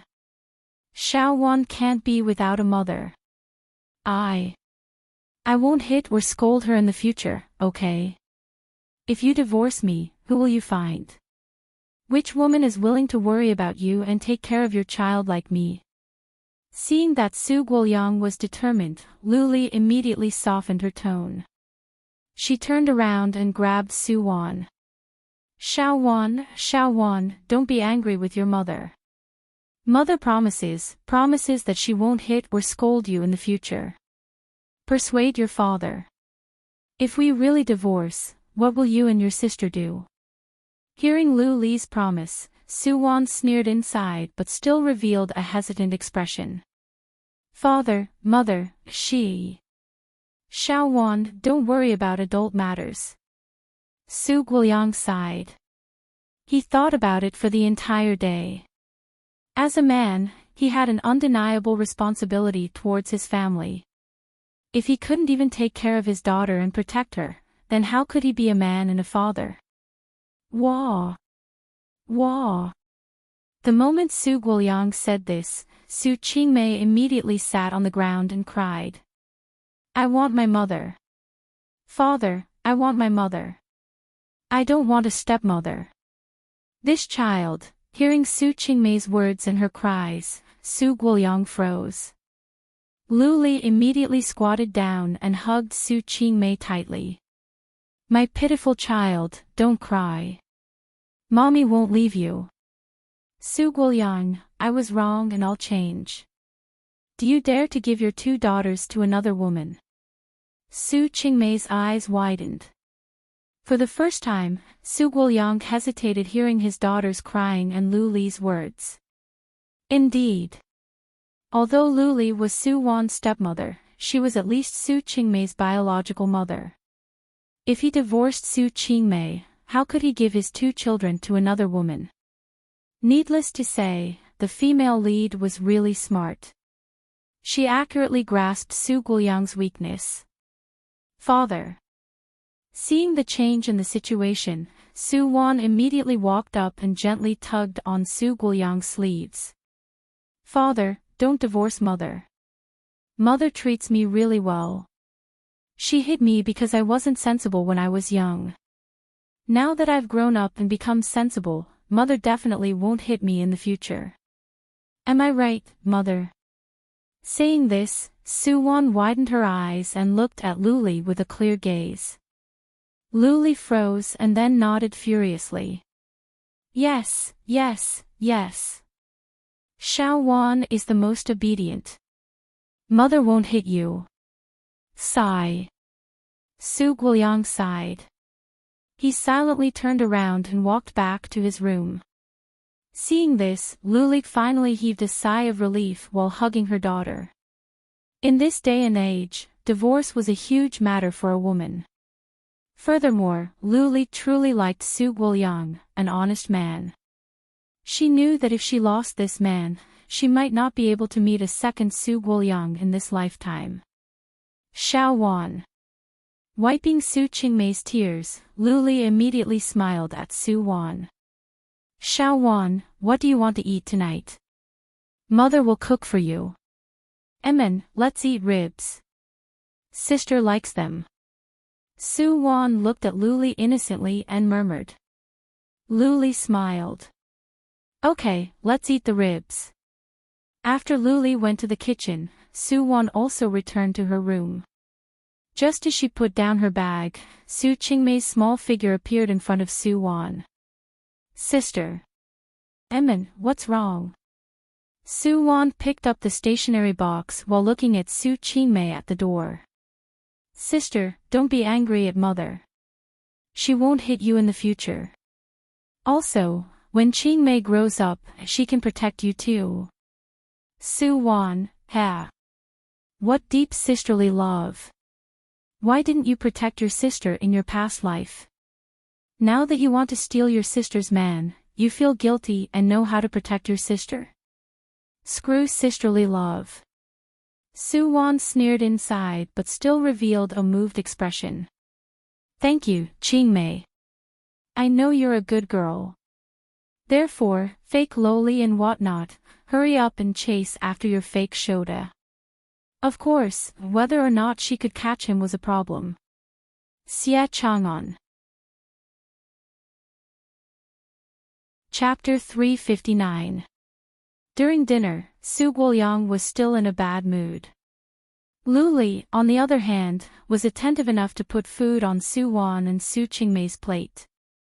In the past, Lu Li would always save the best for Su Qingmei, but today, she gave the best to Su Wan. Su Wan didn't say anything.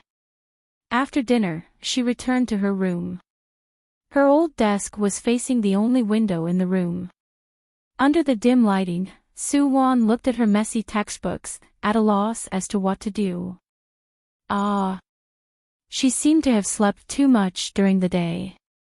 She didn't know what homework the teacher gave her today. Forget it. In the end, Su Wan still tidied up her desk according to the timetable. Nowadays, there were no other main courses in primary school besides language and mathematics. At worst, the homework was just ordinary calculations and exercises after class. These were simply too simple for Su Wan. After packing up her bag, Su Wan locked the door from the inside. Then she purposely left a crack in the window and then laid on the wooden bed to rest. Who knew how long had passed?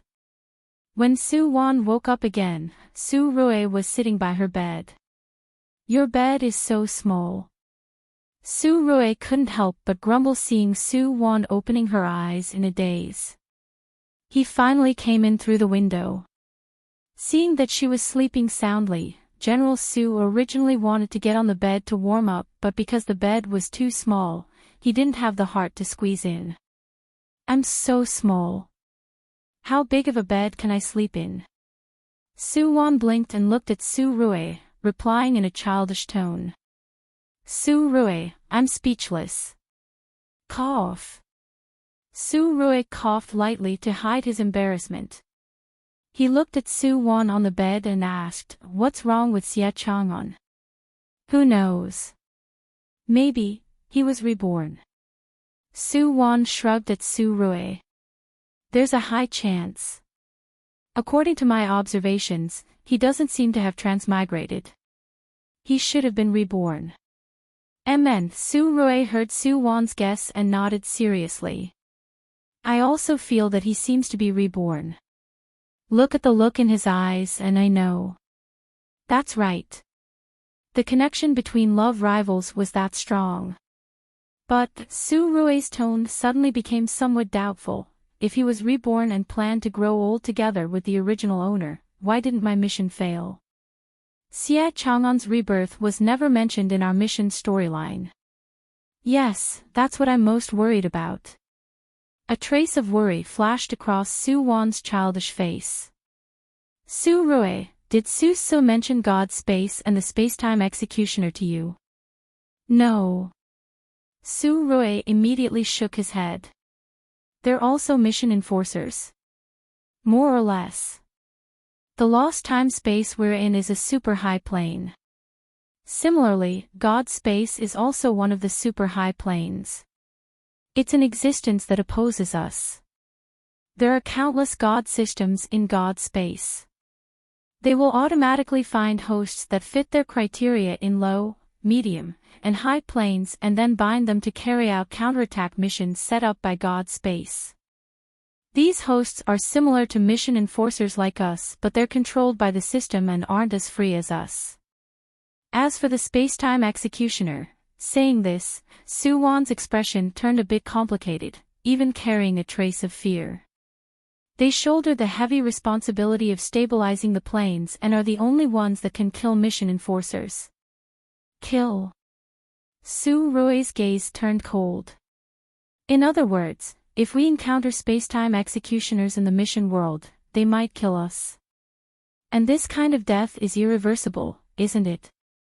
Yes. Su Wan nodded. The spacetime executioner was a group of very mysterious people.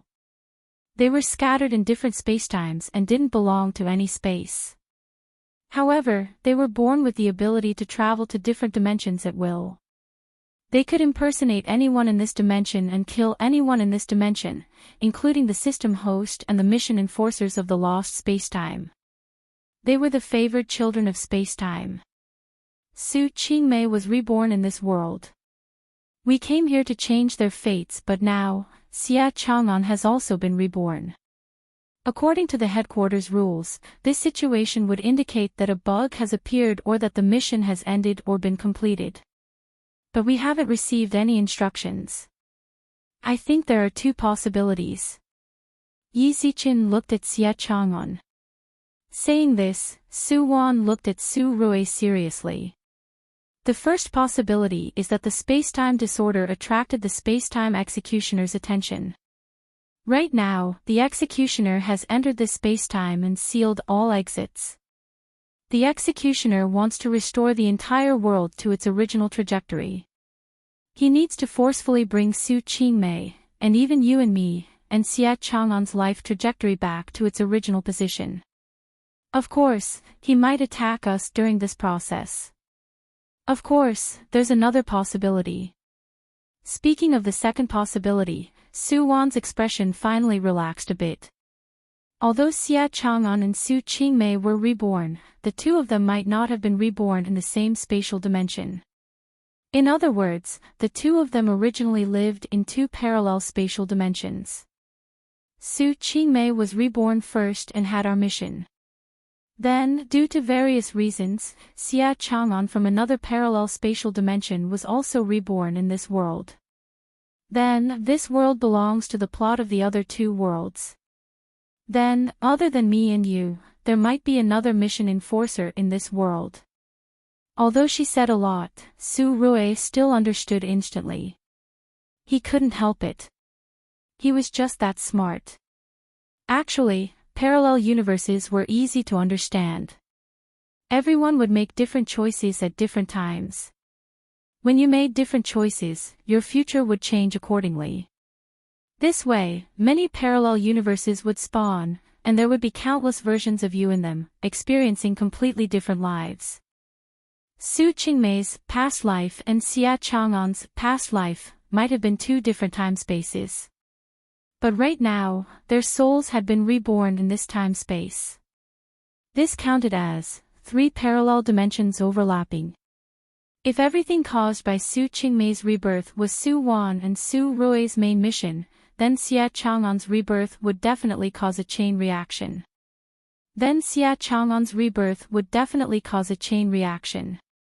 Maybe in his past life, he didn't end up with Su Wan.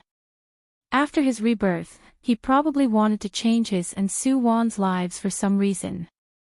Then his rebirth destroyed the original trajectory of this world. If someone really accepted Xia Chang'an's mission, who would that person be? What was his mission objective? Su Rui and Su Wan glanced at each other. The two said at the same time, Rebirth Department. That's right. Usually, Rebirth Department would take on missions like this. Chapter 360. Because Su Wan's room was too small, he didn't stay in her room for long. When it was late at night, he left sneakily. The next day, Su Wan went to school as usual. In the morning, she went to school and asked Jiang Mei, who was sitting behind her, to copy her homework. Jiang Mei wasn't surprised by Su Wan's behavior. As an outstanding class leader, she had to unite with her classmates and borrow their homework. She was doing good deeds like Lei Feng. She never left her name. Elementary school classes were really boring. After enduring the morning, Su Wan was drowsy in the afternoon. As a result, when it came to the second class, she really fell asleep. Dong dong dong. A crisp sound rang in her ears. Su Wan was sleeping soundly when she was jolted awake by the sound. She opened her eyes in a daze and saw a young man's handsome face. "Student Su Wan, it's your first time in my class and you're sleeping. This isn't good. Come to my office after school. Hearing the man's gentle and peaceful tone and seeing the smile in his eyes, Soo-won immediately sobered up. This person, he was, oh, you might not know me yet. Seeing Soo-won's gaze, the man still wore an indifferent expression. I'm the new math teacher, Xie Zixuan. Xie Zixuan, Xie Chang'an's uncle. As expected, mission enforcers would choose to conceal their identities the most beneficial to them.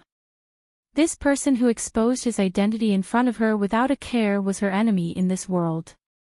There was no one else other than him who could be this confident, right? Teacher Xie, I understand. Soo-won nodded softly. She wasn't sleepy anymore. Okay. Xie Zixuan nodded in satisfaction. Let's continue class. The math class was still going on, and Xie Zixuan seemed to have forgotten about the episode that had just occurred. He was very serious about the math lesson for the day, and after that, he helped everyone with some classroom exercises. After class, Xie Zixuan took his lesson plan and left the classroom of Class 2, Class 3. After school, everyone carried their school bags and happily left the classroom. Soo-won, on the other hand, slowly went to the mathematics group on the second floor. Xie Zixuan was the only one in the office right now. He lazily leaned against his seat. When Soo-won entered, he was rolling up his sleeves and grading yesterday's math homework. Thank you, teacher. Soo-won called out crisply and then quickly walked in. Seeing Soo-won carrying a large school bag and wearing a large school uniform, step by step, Xie Zixuan endured, but in the end, he still couldn't hold back. Ha ha ha. He didn't care about his image and laughed loudly. Soo-won on the side immediately glared angrily. What are you laughing at? I've never seen a loli before. Yes, I've seen many little lolas, but this is the first time I've seen one as old as you. As Xie Zixuan spoke, he winked at Soo-won with radiant delight. Yi Kanhwan, do you want to die? Soo-won coldly narrowed her eyes and coldly whispered to the man in front of her. Although it was a threat, coming from the mouth of this little loli with short arms and legs, there was no lethality at all, right? Ahem. Yi Kanhwan held back his laughter and squinted his eyes. Oh my, I'm so scared. Soo-won, Yi Kanhwan, just you wait. If I don't torture you to death during the test, then my name isn't Soo-won. Yi Kanhwan, the number 2 figure of the rebirth department. Because Soo-won had interacted with him in a mission before, she naturally guessed his identity when he didn't hide anything today. This Master Yi was famous for being conceited and difficult to deal with in the rebirth department. Soo-won felt surprised that he would appear in this mission, but it was reasonable. According to the order of the mission, she and Su-rui should have accepted the mission first while Xie Chang'an's mission should have appeared later. By then, the rebirth department should have known that Su-won and Su-rui were in the mission. Plus, Qinyu sent Yi Kanhwan to carry out this world's mission. Naturally, it was targeted at her and Su-rui. Thinking this through, Soo-won immediately calmed down. Yi Kanhwan exposed himself so fearlessly. He must have had a perfect plan. He purposely exposed himself to see her and Su-rui's true strength. Soo-won. Yi Kanhwan's voice interrupted Soo-won's thoughts. It's school time right now. I'll take you home on the way. Emin, I'll also visit your home. Home visit. He's planning on making a move now. What an open and above-board scheme. Teacher, do as you wish. Soo-won carried her bag and turned to leave. Meanwhile, Yi Kanhwan smiled and tidied up his clothes before slowly following behind Soo-won. Yi Kanhwan was familiar with Soo-won. After all, the two had confronted each other before. But this time, he didn't know if it was because Soo-won had turned into a little loli, but he felt like Soo-won was different from the Soo-won he knew in the past. By the time the two walked out of the school building, there weren't many people on the field anymore. Su Wan immediately saw Su Rui, who was a bit impatient waiting outside the school gates. This time, Su Rui didn't ride his flashy mountain bike. He leaned against the school gates by himself. His handsome appearance and cold temperament immediately became everyone's focus. It was hard not to attract attention. Yi Kanhuan naturally also saw the blue-clothed youth outside the school gates. Su Rui, the newly promoted expert of the plane restoration department. According to reliable sources, he was Su Wan's lover. This time, the reason why Qin Yu sent Yi Kanhuan into this world wasn't to do a mission but to test Su Rui's strength. No one knew the true strength of this upstart because his points hadn't increased recently. Everyone suspected that he had been instructed by Su Su to hide his strength on purpose and weaken his presence. Ahem, was General Su really just helping his wife with a mission? Of course, other people didn't know this. When Yi Kanhuan looked at Su Rui also accurately captured Yi Kanhuan's aura. Then his computer's brain immediately flashed with Yi Kanhuan's information. Enemy of the Rebirth Department. The coldness in Su Rui's gaze disappeared. Xiao Wan. Seeing that Su Wan had already walked in front of him, Su Rui immediately opened his mouth and called out to her. He raised his hand and took the bag off her shoulder. I'll take you home. Classmate. Yi Kanhuan smiled and stopped Su Rui's footsteps. I'm Su Wan's math teacher and the new homeroom teacher of her class. May I ask what your relationship with Su Wan is? She's my sister. Su Rui glanced at Yi Kanhuan. Teacher, do you have a problem with that? Ahem. Yi Kanhuan coughed seriously. I don't have a problem with that. I'm going to visit her home. Since you're her relative, you can come with me. Saying this, Yi Kanhuan smiled and gestured for Su Rui to go with him. He purposely emphasized the word relative. The three of them knew that with Su Rui's identity as Gao Yu, it was a bit inconvenient for him to go to the Su family. Plus, Su Qingmei would definitely be filled with ill intentions towards him. But so what? Su Rui smiled in disdain and held Su Wan's hand. Let's go home. Su Wan nodded and followed Su Rui's footsteps. Yi Kanhuan rubbed his chin as he watched the two walk shoulder to shoulder. Nanny. He actually found the scene to be loving. Chapter 361. Yesterday, after Su Guoyang threw a tantrum, Luli restrained herself a lot today. She cleaned up the house in the afternoon and then picked Su Qingmei up from the kindergarten. Then she began to prepare dinner for the four of them. Actually, Luli wasn't a really vicious person. She was just really selfish and vain. She felt that she had put in so much effort for this family. Then Su Guoyang's money naturally belonged to her and Su Qingmei. But now, she had to pay a portion of Su Wan's expenses. She felt uncomfortable and naturally didn't treat Su Wan well. She even felt that Su Wan should do things whenever she ordered Su Wan to do things.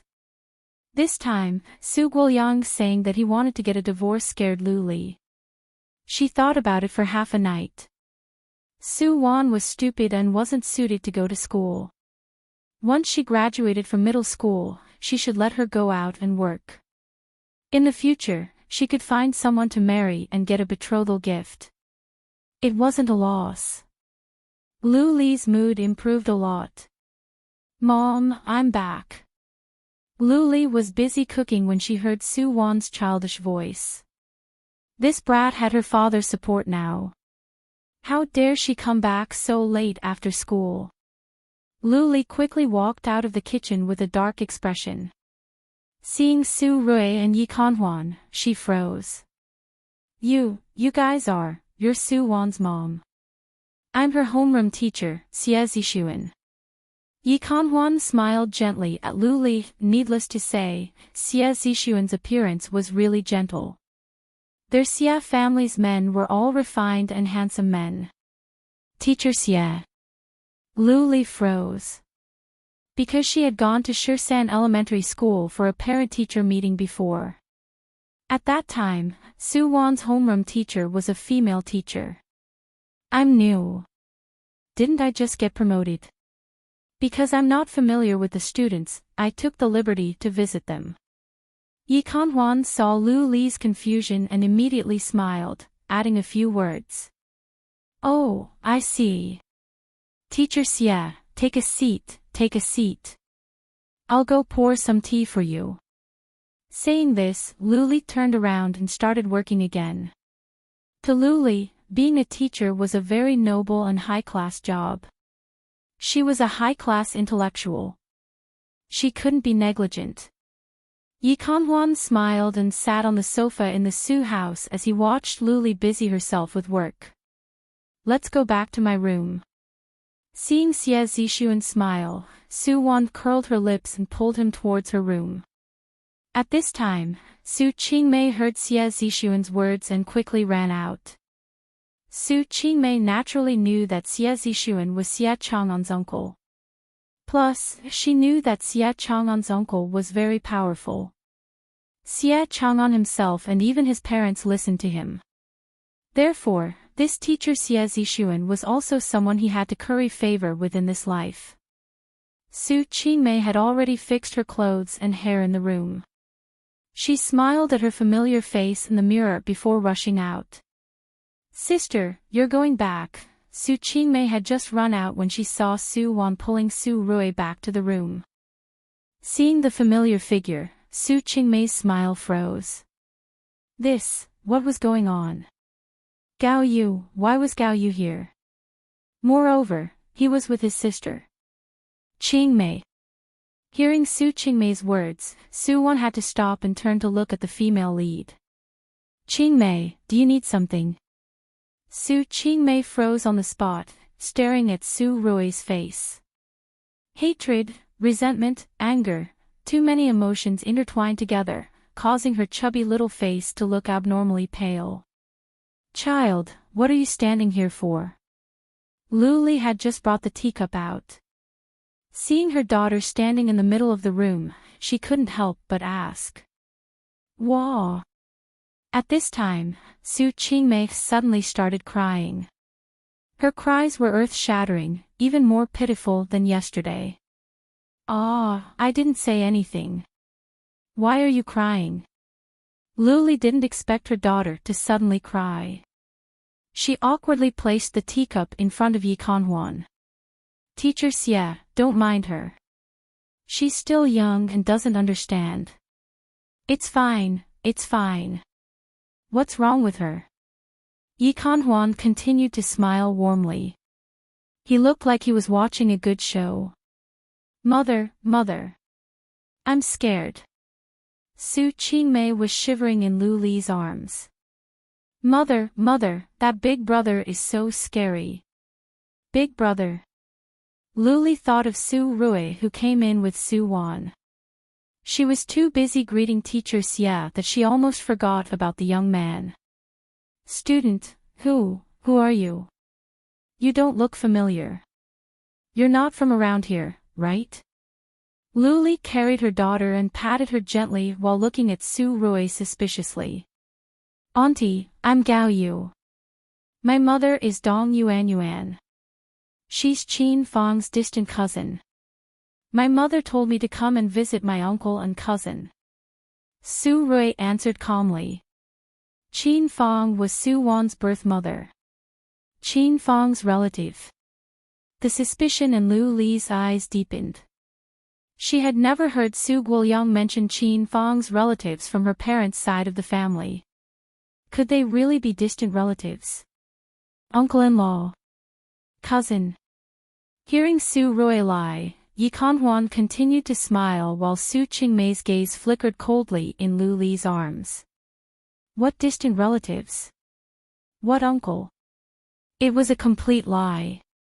Gao Yu's mother, Dong Yuan, was the daughter of Xizhou City's Dong family. She only had one brother and he was a business tycoon in the capital. There was no way she was Qin Fang's relative. Just as Luli was doubting, there was the sound of a bicycle outside. Su Guoyang had come back from work. Guoyang, you're back. Why are you so early today? Hearing the sound, Luli immediately ran to the door with the child. Seeing the travel-worn Su Guoyang, she exclaimed, "Perfect timing. We have guests. Come in and see. There's a child saying that he's Qin Fang's distant cousin's son. He's in the room right now. Qin Fang's relative." Hearing Lu Li's words, Su Guoyang's expression changed slightly. He immediately rushed into the house. There were two strangers in the room. Su Guoyang's gaze landed on Su Rui after hearing Lu Li's words. "You're Ah Fang's cousin's daughter. You're my uncle, right? I'm Gao Yu." Su Rui smiled faintly at Su Guoyang. "Has my aunt mentioned my mother to you before?" "Of course, it's normal. My family moved to Sea City because of my father's work. We've been living in the capital in the past." Capital. A faraway place that people yearned for. Su Guoyang also hesitated when he heard Su Rui's words and saw his unwavering gaze. Su Guoyang really didn't know much about Qin Fang's maternal family. Ever since Qin Fang died, he gradually cut off contact with that branch. Someone from the capital? This was the first time Lu Li carefully examined Su Rui. Though he was wearing Shi Sanhai's uniform, his handsome appearance and outstanding temperament were eye-catching. This child clearly came from a wealthy family. Someone like him wouldn't covet anything from their family. Who knows, he might even benefit from them after acknowledging them as relatives. Thinking of this, Lu Li's gaze turned passionate. "You guys moved from the capital. I've never been to the capital before. Oh right, where are you guys staying right now? Is it far from our home?" Su Rui smiled faintly. "Auntie, I live in the government's compound. Emin, my father is working in the city's public security bureau right now." Government, city's public security bureau. Lu Li froze hearing his reply. Just how high of an official was that? Yi Kanhuan was speechless. Chapter 362. Su Guoyang furrowed his brows slightly while Lu Li looked at Su Rui fervently. Official. He was just an ordinary worker. He didn't dare to randomly recognize an official's relative. "I've never heard Ah Fang say that she has a relative in the capital." "Child, you didn't get it wrong, right? How could that be?" Su Rui smiled and took out a photo from his pocket. It was a photo of two women. One was Gao Yu's mother, Dong Yuan, and the other was Su Wan's mother, Qin Fang. This is, Su Guoyang was stunned when he saw the photo. Of course, he recognized his wife. "Ah, Guoyang, he's from the capital. Does he need to lie to us?" Lu Li had already confirmed Su Rui's identity. She immediately smiled and said, "Since you're all guests, I'll cook a few more dishes tonight. Let's all eat here. Teacher Xie, don't leave either." Wah, Su Qingmei started throwing a tantrum in Lu Li's arms again. "Mom, I'm scared. I'm scared. Let him go, let him go." "Child, what's wrong?" Lu Li felt awkward hearing her daughter crying. Then she slapped Su Qingmei's back. "Don't mess around." Saying this, Lu Li carried Su Qingmei into the room. Bang! The door was slammed shut by Lu Li. She placed Su Qingmei by the bed and looked at her seriously. "You're not allowed to cry. What do you know? He's our family's benefactor. In the future, you have to call him Gao Yu. Emin, cousin Gao Yu." Saying this, Lu Li wiped away the tears on Su Qingmei's face. "Stay in the room right now. I'll let you out when you stop making a fuss." Su Qingmei's expression changed. Saying this, Luli quickly walked out of the room without looking at Su Qingmei's reaction. After Luli left, Su Qingmei's gaze turned complicated. Right. She was just a 5-year-old child. No one would believe her no matter what she said. Plus, why did Gao Yu appear here? This was completely different from her past life. Plus, the other woman in the photo was Dong Yuanyuan. Su Qingmei had seen Gao Yu's mother in her past life. Could it be, was Gao Yu's mother really Su Wan's mother's distant cousin? In that case, was this world still the same world that he had experienced in his previous life? For a moment, Su Qingmei was at a loss. At this time, Su Guoyang, who had confirmed Su Rui's identity, happily chatted with Su Rui in the front hall. Seeing the two chatting happily, Yi Conhuan couldn't help but look at Su Wan. Su Wan, do you need me to help you with your homework? Thank you, teacher. Su Rui answered Xie Zixuan. Su Rui stood up and looked at Xie Zixuan calmly. Teacher, you're so busy and you have so many students to take care of. I won't bother you with my Xiao Wan. Saying this, Su Rui smiled and turned to look at Su Guoyang. Uncle, although my grades are average, it's fine for me to help primary school students. I don't have a lot of homework after school anyway. From today onwards, I'll help Xiao Wan with her homework every day. What do you think? Su Guoyang knew that Su Wan's grades were bad. Unfortunately, he and Luli weren't educated, so no one had helped Su Wan. Plus, their family couldn't afford to hire a tutor. Su Guoyang immediately became happy hearing Su Rui's words. Xiao Yu, it's great that you can help Xiao Wan. Xiao Wan, hurry and thank your cousin.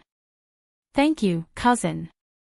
As Su Wan spoke, she winked at Su Rui. Don't be so polite. Uncle, chat with teacher Xie first. I'll go help Xiao Wan with her homework. Su Rui walked to Su Wan's side and then followed her into the small bedroom. Su Wan couldn't help but turn to stare at Su Rui. What's with the photo? Ha! Su Rui took out a photo from his pocket. It was the photo of Qin Fang that the body's original owner had treasured. I took this from your photo album yesterday. In the morning, I picked out a photo of my mother and found a photography studio to edit it. As expected, technology could change fate. You sure have foresight. Su Wan couldn't help but smile and then tossed her bag on the bed. That's Xie Zixuan, did you feel it? He's from the rebirth department, Yi Conhuan. Su Rui said Yi Conhuan's name. Su Suk showed me his information. I've recorded his information. Okay. Su Wan nodded. That's right. It's him. He purposely exposed his identity in front of us this time. I think he mainly wants to find out your background. Then I'm afraid he'll be disappointed because I've always been unfathomable. Su Rui felt proud hearing Su Wan's words. Emin. You're unfathomable. Then may I ask the unfathomable General Su, you used a fake photo to deal with Su Guoyang and Lu Li. How are you going to deal with Gao Yu's parents?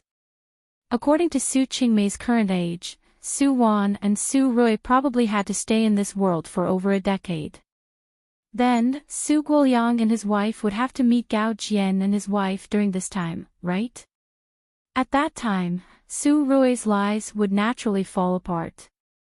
Su Guoyang wasn't familiar with Qin Fang's family's network of relatives, but there was no way Dong Yuanyuan wouldn't know who her relatives were. Ah. Su Rui froze. Nanny. General Su didn't consider Dong Yuanyuan and the others at all when he thought of this method. Therefore, even a wise man would make a mistake. Forget it. Su Rui waved his hands. I'll find a way to deal with Dong Yuanyuan. Saying this, Su Rui strode forward and pulled Su Wan into his embrace. You're too skinny right now. No. Starting tomorrow, I'm going to nourish you. Nourish you so that you can grow taller. Su Wan's gaze flickered. What's so good about growing taller? Don't you know that kids nowadays like soft and cute lolas? If I grow too fast and surpass those little boys, wouldn't no one dare to chase after me then? What? You have people chasing after you. General Su's face immediately darkened. He was the second generation of an official. He was handsome and wealthy, but he didn't even receive a love letter at Shursan High School. This didn't make sense. Now, Su Wan was telling him that a 9-year-old Lolas had people chasing after her. Wasn't this world too strange? Glancing at Su Rui's expression, Su Wan couldn't help but smile and pinch his face. I'm just teasing you. The students in school are all very pure. What do a few years old child know? Indeed, this was a relatively conservative era. But Su Wan's words made Su Rui think of Xia Chang'an. Wasn't that a little boy who had improper thoughts about his wife? Since Xia Chang'an had been reborn from another world, what had happened in that world? Su Rui's gaze turned serious. He couldn't do anything to Xia Chang'an right now, but he could do something to Yi Kanhuan. Although the headquarters stated that mission participants couldn't kill each other during missions, as long as they didn't die, there were many other things they could do. Achoo! At this time, Yi Kanhuan, who was chatting with Su Guoyang, suddenly sneezed. He felt cold all over. Chapter 363.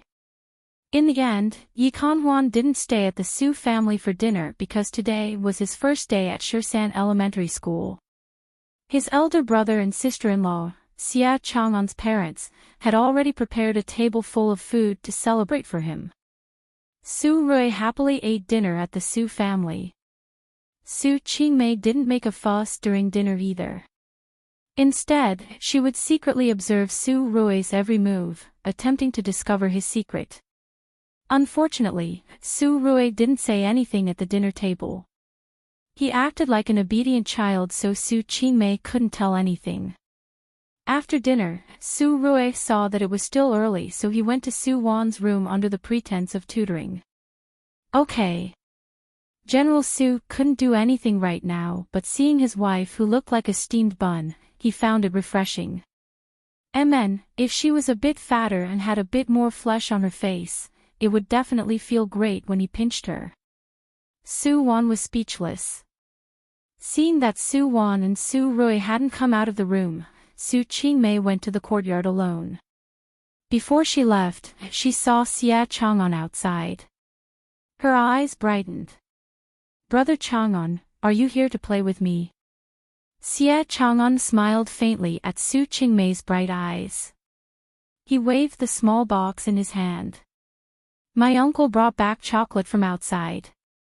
It's really delicious. I want to give some to your sister and you. Qingmei, why are you alone? Where's your sister?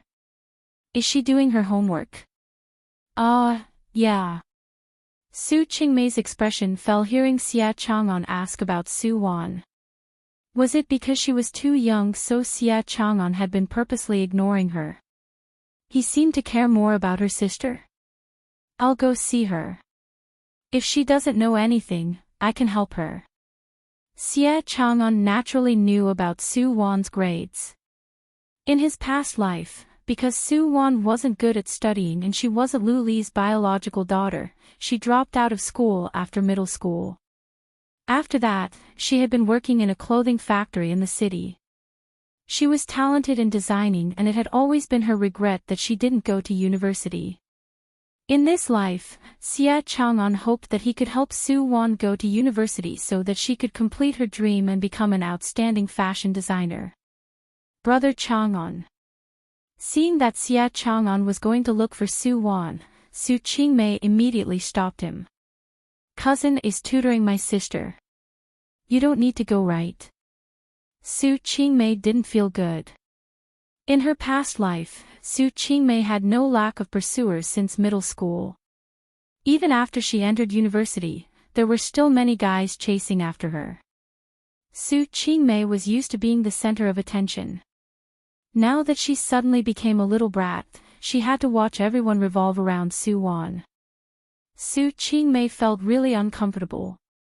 Xie Zixuan was Su Wan's homeroom teacher. It was fine that he cared about her grades, but Gao Yu, that wastrel who didn't like to study, actually took the initiative to tutor her. There was also Xie Chang'an. Why did he care so much about Su Wan? He clearly didn't like Su Wan in the past life. The person he liked had always been her cousin. Xie Chang'an didn't notice Su Qingmei's complicated expression. Hearing her words, he froze slightly. Because in his memory, Su Wan didn't have a cousin. Seeing Xie Chang'an's confused expression, Su Qingmei subconsciously blurted out, "Cousin Gao Yu. Although I don't like him, but my parents and sister really like him. Gao Yu." Hearing Gao Yu's name, Xie Chang'an's hand loosened slightly. The candy box in his hand almost fell to the ground. Why was Gao Yu in the Su family? How did he become Su Wan's cousin? It seemed like it wasn't a coincidence that he ran into Gao Yu at the school gate yesterday. Xie Chang'an also had his past life's memories, so he naturally remembered Gao Yu and Su Qingmei. Hearing Su Qingmei's words, he felt even more conflicted. Qingmei. Qingmei. Lu Li's voice rang from the courtyard. Su Qingmei couldn't care too much right now. She snatched the candy box from Xie Chang'an's hands and smiled brightly at him. "Thank you, Brother Chang'an, for the chocolate. I'll give it to my sister. My mother is calling me. I'm going back first." Saying this, Su Qingmei turned and ran back to the courtyard. Xie Chang'an stood outside the courtyard and hesitated for a while. In the end, he decided to wait outside and wait for Gao Yu to come out of the Su family. "Qingmei, what did you take?" Lu Li wanted to tell Su Qingmei to go home and wear a coat, but she couldn't help but ask when she saw what her daughter was holding. Usually, Lu Li liked to take advantage of others, but she was really strict with her daughter. She didn't allow Su Qingmei to take other people's things easily. Girls naturally had to be raised with dignity. That way, she could get a rich husband for her in the future. "Brother Chang'an gave me this candy." Su Qingmei held the box of chocolate in her arms like it was a treasure and ran outside Su Wan's room. Creak. Gently pushing open the door, Su Qingmei immediately saw Su Wan sitting in front of the desk doing her homework. Su Rui was standing behind her right now, his hand supporting the desk in front of him. From the side, it looked like he had Su Wan's small body in front of him. The yellowish light illuminated the young man's side profile. Su Qingmei paused. She couldn't deny that Gao Yu's appearance was off the charts. She had met so many men in her past life, but none were more handsome than Gao Yu. However, Gao Yu was too flirtatious and fickle. He would never be moved by any woman. He was a natural playboy. But at this moment, the scene in front of her made Su Qingmei's heart skip a beat. The young man's gaze was too gentle and tired. He looked at the person in front of him as if he was looking at the lover he had loved for many years. Crash. Su Qingmei froze and the box of candy in her hands fell to the ground. The sound startled the two in the room. Su Rui turned around carelessly and looked at Su Qingmei. "Qingmei, what's wrong?" Su Qingmei avoided Su Rui's gaze. She looked down at the box of candy on the ground and carefully opened it. Thankfully, the chocolate didn't shatter. Chocolate. At this time, Su Wan also turned around. Seeing the box of chocolate in Su Qingmei's hands, Su Wan blinked curiously. This didn't seem like something Su Guoyang and Lu Li would buy. "Sister, cousin, this chocolate is. Brother Chang'an gave me. Do you guys want to eat it?" As Su Qingmei said this, she passed the chocolate to Su Wan with sparkling eyes. At this moment, Su Qingmei told herself that she couldn't be fooled by Gao Yu's outer appearance anymore. His gentleness and single-mindedness were all lies. He wouldn't give up the entire forest for a woman. This wasn't his style. Men like Xia Chang'an were hard to come by in this world. She had to grab hold of him and not miss him. Even if she had to play some tricks, she had to be with Xia Chang'an. As expected, the chocolate was from Xia Chang'an. Hearing Su Qingmei's words, Su Wan smiled faintly. Since Xia Chang'an gave it to you, you can eat it. I won't eat it. It's too sweet. Who's Xia Chang'an? He's really generous. Su Rui smiled and asked, seeing that Su Wan rejected Su Qingmei. The box of chocolate was definitely expensive, but this brat was willing to part with it. Brother Chang'an is our neighbor. He's the best person in the world. I'm going to be his wife when I grow up. Hearing Su Rui's words, Su Qingmei lifted her head and said in a childish voice. This sounded like a child's words, but in reality, Su Qingmei said this specifically for Su Wan. Su Wan was speechless. Chapter 364. By the time Su Rui left Dong Yuanyuan's house, it was already dark. But he wasn't in a hurry because Gao Jian was usually very busy with work. Working overtime was a common occurrence. Recently, because he became obedient, Dong Yuanyuan was also at ease with him. She would often find a few other sisters to go out to eat and play mahjong. She would also return home very late. Gao Yu. What Su Rui didn't expect was that Xia Chang'an stopped him the moment he exited the courtyard house. The 10-year-old Xia Chang'an's height didn't even reach Su Rui's chest. He lifted his head and looked at Su Rui seriously. Gao Yu, I have something to say to you. Su Rui curled his lips and smiled ambiguously at the kid. You know me. Not only do I know you, but I also know a lot about your family, including Dong family and your father. Xia Chang'an's gaze was complicated and deep. His childish face carried a maturity that didn't match his age. Oh. Su Rui couldn't help but gaze at Xia Chang'an's words. He crossed his arms and looked at the male lead with interest. You're not threatening me, are you? Su Rui said as he slowly walked over to Xia Chang'an. You're pretty interesting. What do you want to do? Tell me. I want you to stay away from the Su family. Don't provoke them for the rest of your life. Under Su Rui's playful gaze, Xia Chang'an's tone was still serious. Maybe you think that I'm just a kid and my words don't carry much weight, but I'm advising you to believe me. Oh, Su Rui purposely dragged out his words. Then he bent down and whispered in Xia Chang'an's ears, I believe you know a lot, but I also know about you, Xia Chang'an. Hearing Su Rui call out his name, Xia Chang'an's gaze finally changed. Seeing that Xia Chang'an was finally a bit flustered, Su Rui chuckled in satisfaction. In this life, Su Wan is mine. If you want to fight with me, I'll accompany you anytime. There's no point in talking about other things. If you're a man, then fight for real. In this life, could it be that Gao Yu was one as well? Xia Chang'an was really stunned this time. His mind was blank. When he came back to his senses, he found that Gao Yu's figure had already disappeared into the night. Xia Chang'an stood in place, not moving for a long time. Xia Chang'an understood Su Rui's words, but he didn't understand at all. After all, in his past life, Gao Yu and Su Wan didn't have any direct contact. The only connection between the two was because of Gao Yu and Su Qingmei, causing Su Wan to have a miscarriage and worsening her health. Why would Gao Yu treat Su Wan? Xia Chang'an couldn't figure it out. He sighed. Since he couldn't figure it out, he simply stopped thinking about it.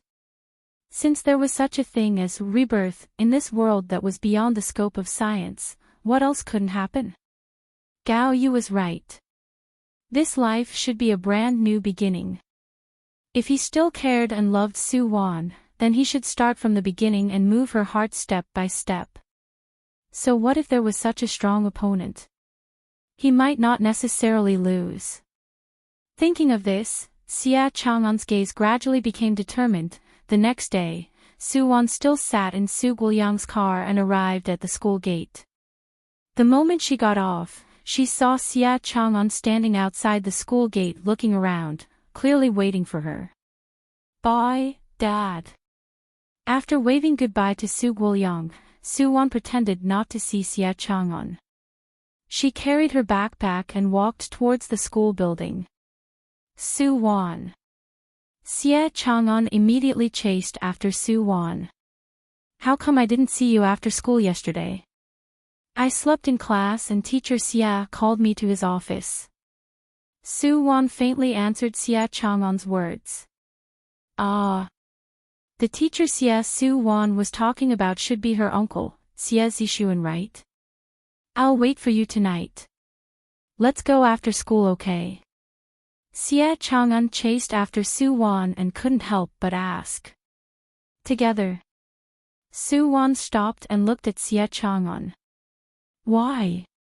Cough, my mom said that there have been a lot of kidnappers lately. Kidnappers? Well, that's a pretty good excuse.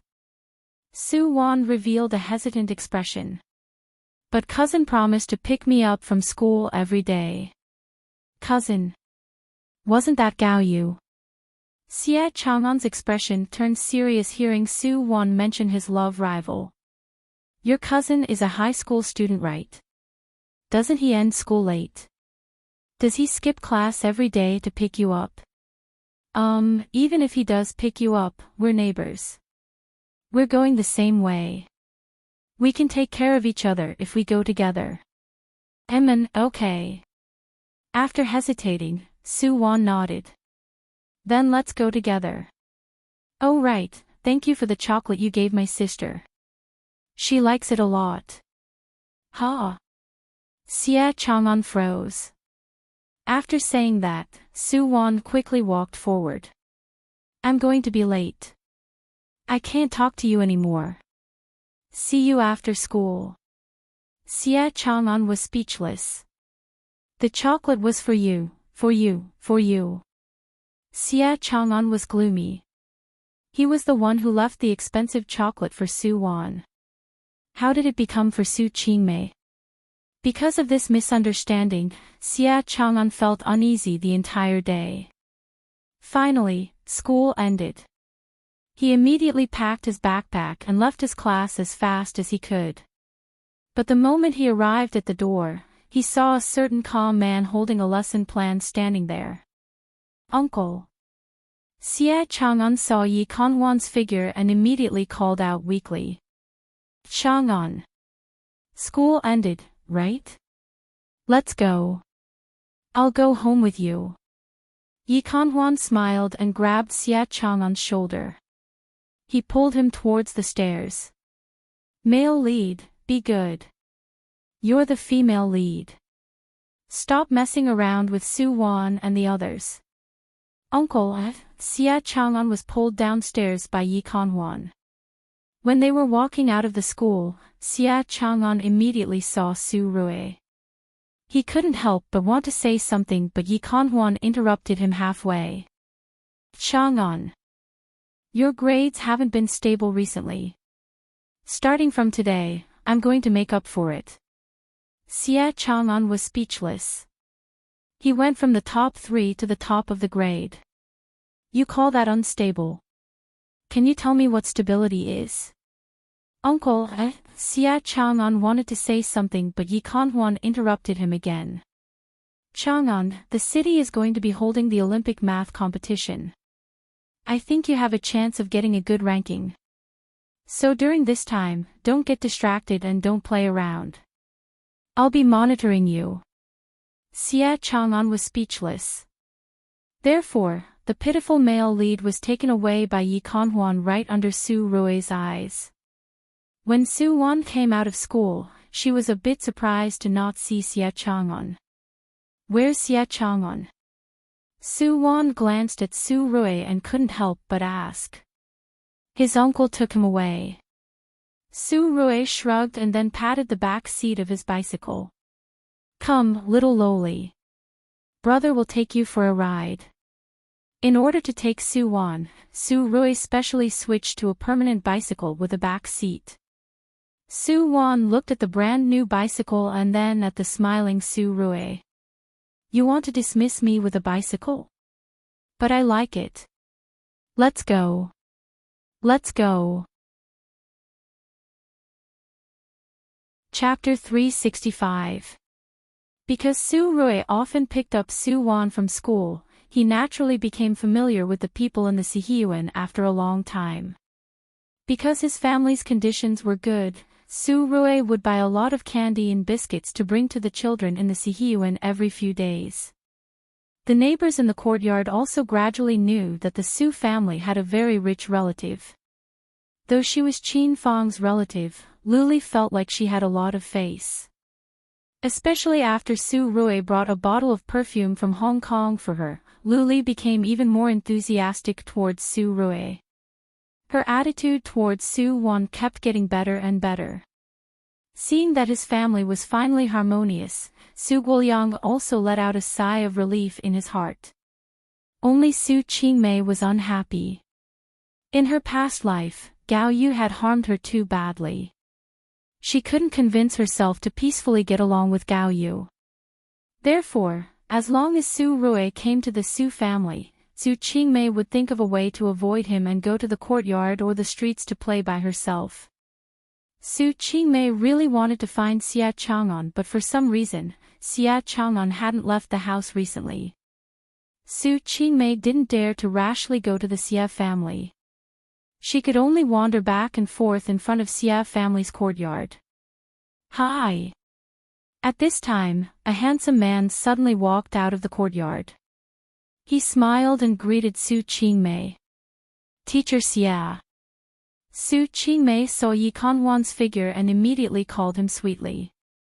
"Little Qingmei, why are you here?"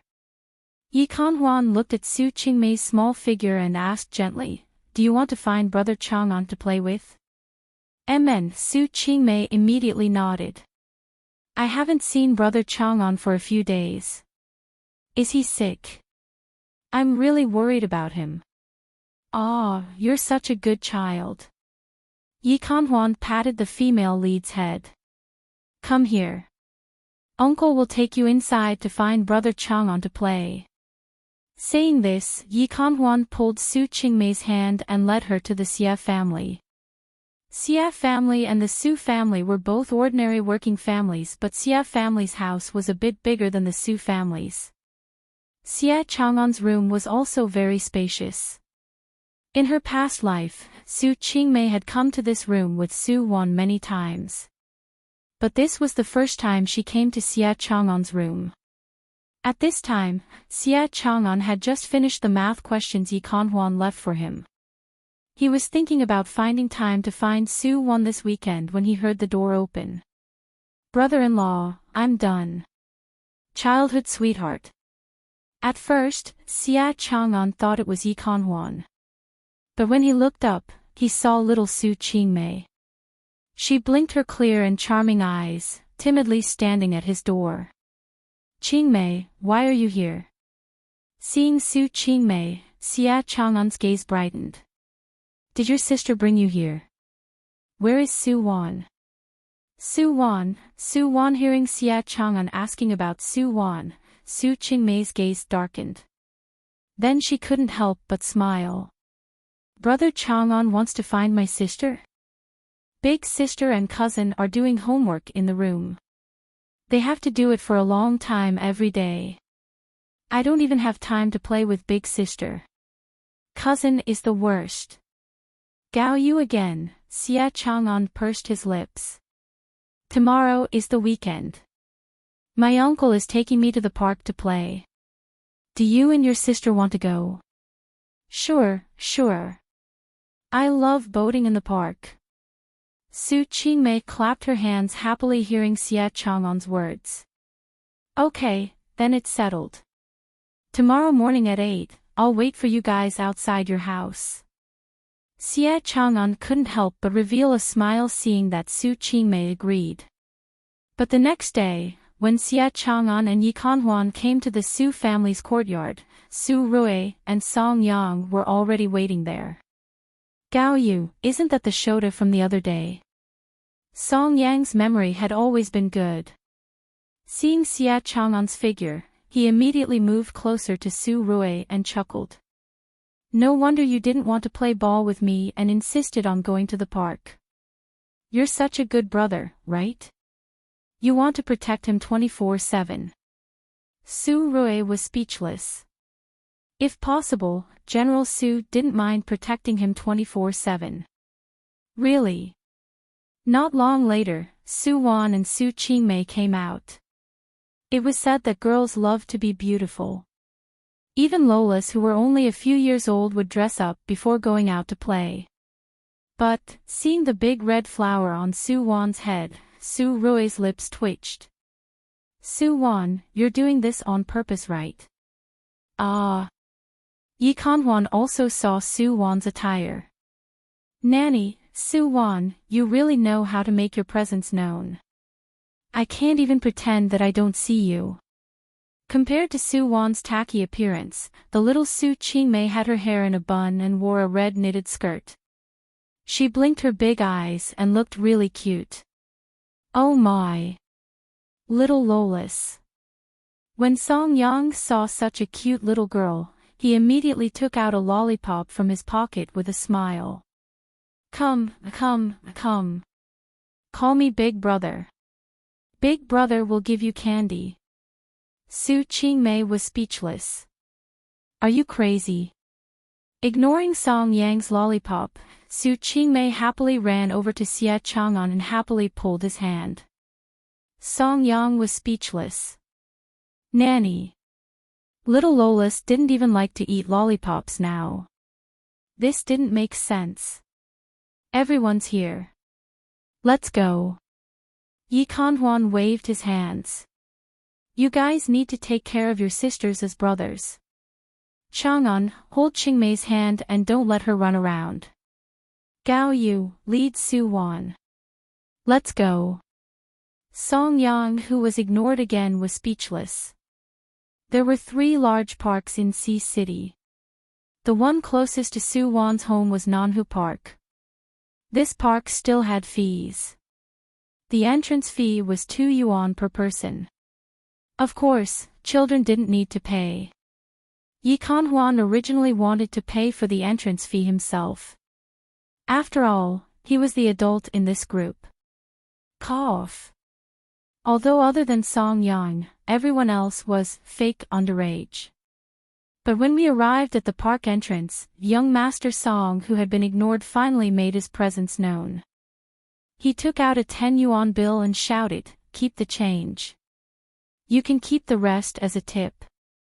The park staff was speechless. Everyone, don't look at us. We don't know this idiot. Right now, it was autumn. The reeds by the lake were as tall as a person. There were many people rowing in the middle of the lake. Yi Kanhuan purposely rented 3 boats and then arranged Xia Chang'an and Su Qingmei on one without hesitation. Meanwhile, Su Rui and Su Wan had gotten on their own boat and then rowed away by themselves. Gone. Song Yang was speechless. Cough. Teacher Xia. Song Yang looked at Yi Kanhuan gloomily. Qingmei and Chang'an are so small. Are you sure you want the 2 of them to row the boat? Nanny. You're joking, right? Ah. That's true. Yi Kanhuan just remembered that Xia Chang'an wasn't as small as Su Wan. He might not even be able to lift the oars. Right? I think I should. Song Yang was planning to get on the boat when he saw Yi Kanhuan jump onto the boat. I'll accompany the 2 of them. Song Yang, row the boat yourself.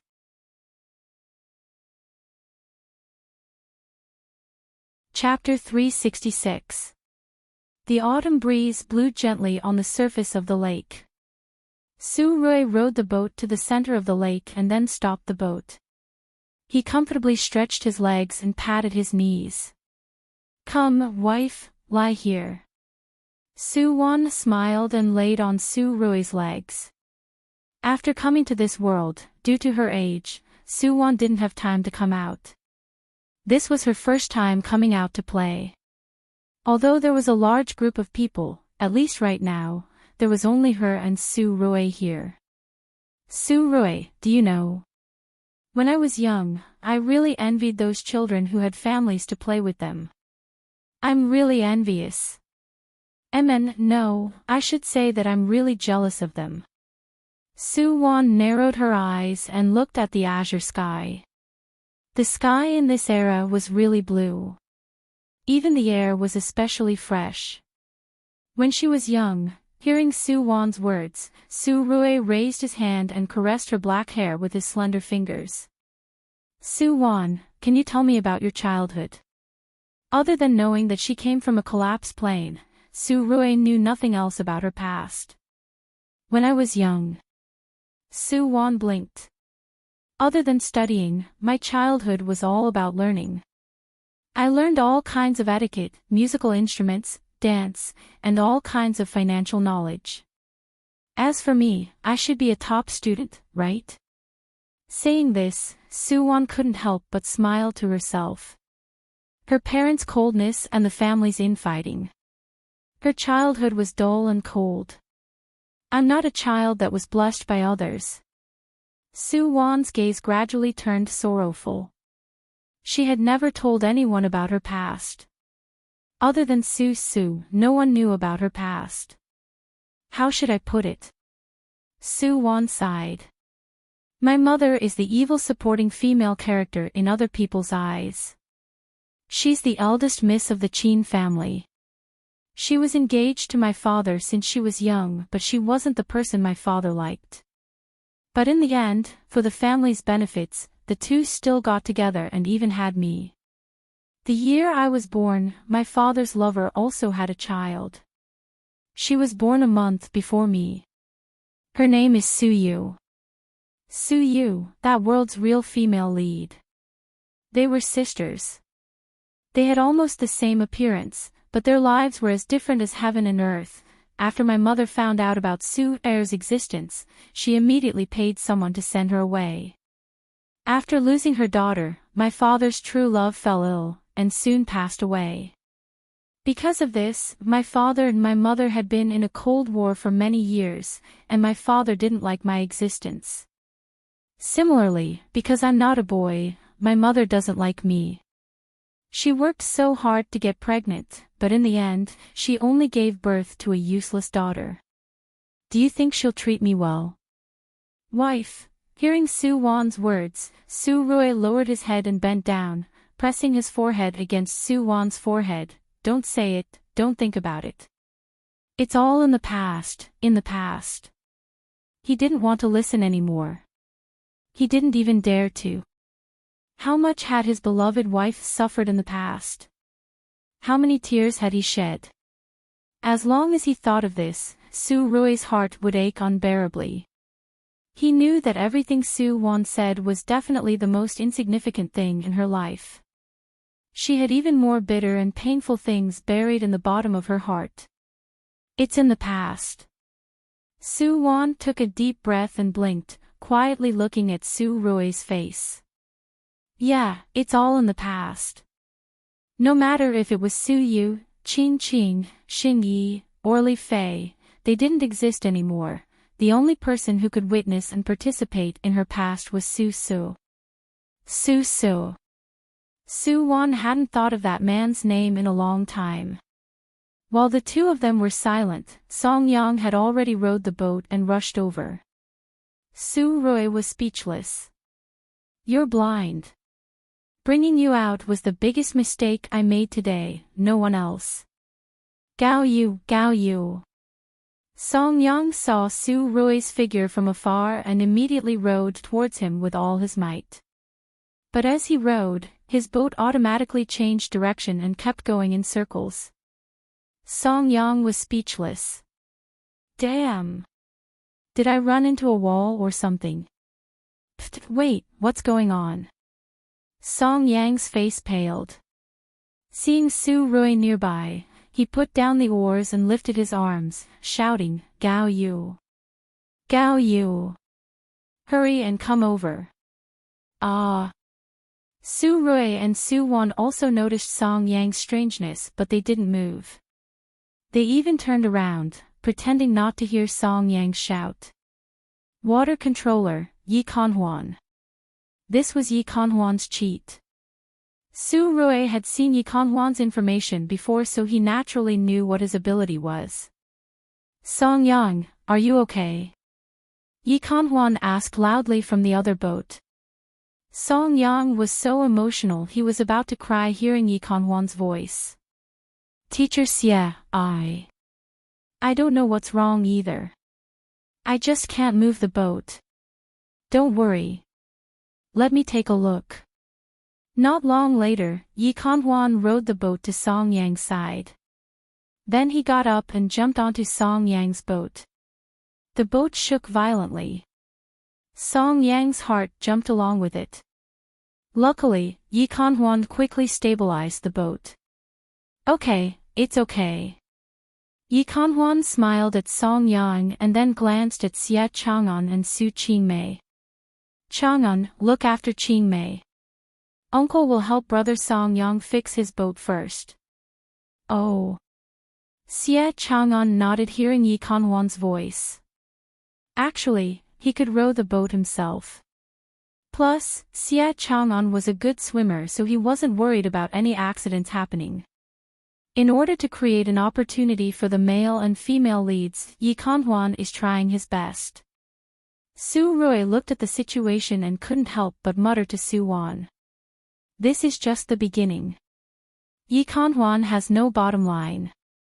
You'll find out how much of a scam he is in the future. Su Wan couldn't help but ridicule Su Rui. Qin Yu was definitely doing this on purpose. Su Wan would rather Qin Yu send Lin Ruo, that ruthless woman. It was better than Yi Kanhuan, who had no morals. Su Qingmei was only 5 right now. All Yi Kanhuan could do was create more opportunities for her to interact with Xie Chang'an. Then what about when she was 15? Without a doubt, Yi Kanhuan would throw Su Qingmei onto Xie Chang'an's bed. Su Wan sighed. There hadn't been any notifications from the mission. This meant that the future was unpredictable.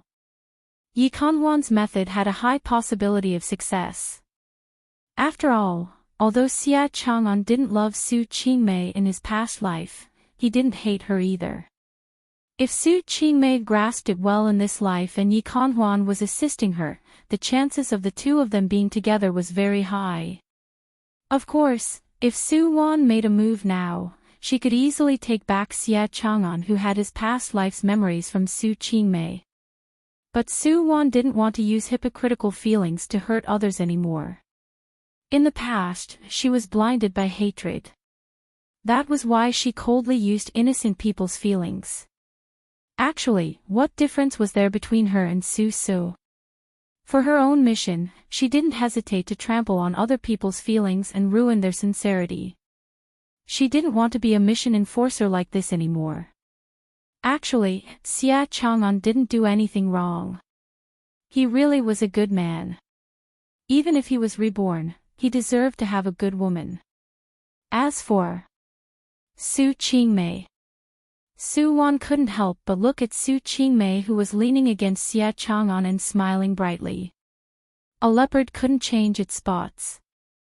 Su Wan didn't believe that Su Qingmei's personality would completely change if she was reborn. Chapter 367. In the blink of an eye, it was the end of the semester. In order to not attract too much attention, Su Wan only went from the bottom of the class to the middle of the class during the final exam. This was her best result ever. During the parent-teacher conference, Yi Kanhuan even smiled and praised Su Wan and Lu Li, who came to attend the parent-teacher conference. Su Wan has improved a lot. Of course, this has to do with her hard work and her parents' supervision. Hearing Yi Kanhuan speak confidently on the podium and seeing Lu Li's beaming smile, Su Wan just wanted to say that she did work hard. She worked hard every day. Sleep. This was the first time Lu Li didn't arrange chores for Su Wan during the winter break. Instead, she smiled and asked if she wanted to sign up for a special class during the break. Su Wan naturally shook her head and refused. Nanny. The homework in class already made her speechless. How big of a heart was she? She wanted to sign up for an extracurricular class. She refused. She firmly refused. High school classes had always been tight.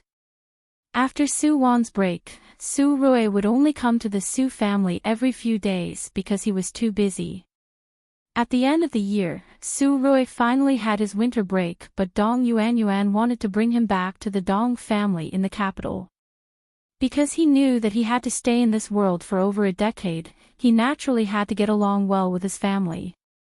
Su Rui didn't want Gao Yu's parents to notice their son's abnormality. Therefore, he obediently packed his clothes and booked a plane ticket back to the capital. Before leaving Sea City, Su Rui went to see Su Wan again. This time, he bought a bunch of gifts and gave all of his pocket money to Su Wan. He was really afraid that Lu Li wouldn't treat Su Wan well and take her man's money. Seeing Su Rui's reluctant expression, Su Wan couldn't help but pull his hand.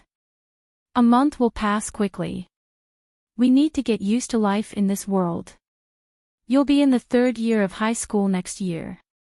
When you go to university, we might still be separated. But 4 years will pass very quickly, really. For years, Su Rui never thought that he and Su Wan would be separated in a mission world. In the 2nd year, because he was in the 3rd year of high school, Su Rui came to the Su family less and less often. However, he would often buy things for Su Guoyang and Lu Li. Su Rui even used his family's connections to find Su Guoyang's work unit and had the leader of the unit prioritize the Su family when distributing housing. In the year of Su Rui's college entrance examination, Su Guoyang's family also moved to a new house. After moving out of the courtyard house and moving into the staff's family building, Lu Li straightened her back even more. Her attitude towards Su Wan had taken a 180-degree turn. She knew how Su Rui treated Su Wan. With such a capable and wealthy relative, she naturally had to grab hold of him. Putting aside the fact that Su Wan called her mother, as long as they had a wealthy life, Lu Li wouldn't hesitate to call Su Wan mom even if you told her to. Seeing that Su Wan's family was far away from the Xie family, Su Rui could finally take the college entrance exam in peace. According to Dong Yuanyuan and Gao Jian, Su Rui applied for the capital's university. With his grades, he should be able to get in. On the day of the graduation party, Song Yang hugged Su Rui and didn't let go. His snot and tears covered Su Rui's body. Thankfully, there didn't seem to be fujoshis in this era. Therefore, the male and female students in the class just smiled understandingly at Song Yang's melancholy. Only Su Rui knew what Song Yang was thinking. Master Gao who could defeat 100 people left. How could Master Song continue to act cool? How old are you? Why are you crying? Isn't it just the capital's university? If you can't get in, your father will pay for you to go. The capital's my territory. I'll continue to act cool and bring you flying. Su Rui patted Song Yang's shoulder proudly. Song Yang, right. Why didn't I think of that? Amen. Then it's decided. Therefore, because of Su Rui's words, passerby Song Yang's fate in this world changed. When the party ended, many people were reluctant to leave. Countless female students stuffed love letters into Su Rui's arms. Su Rui was speechless. General Su, who felt like no one was pursuing him, received countless love letters on graduation day. He didn't feel good. Gao Yu, I like you. A drunk girl confessed loudly under the influence of alcohol. The others jeered as they waited for the brainiac's reaction. Gao Yu was a legend in Shirsan High School. He studied well, came from a good family, and was handsome. He was a typical tall, rich, and handsome scholar.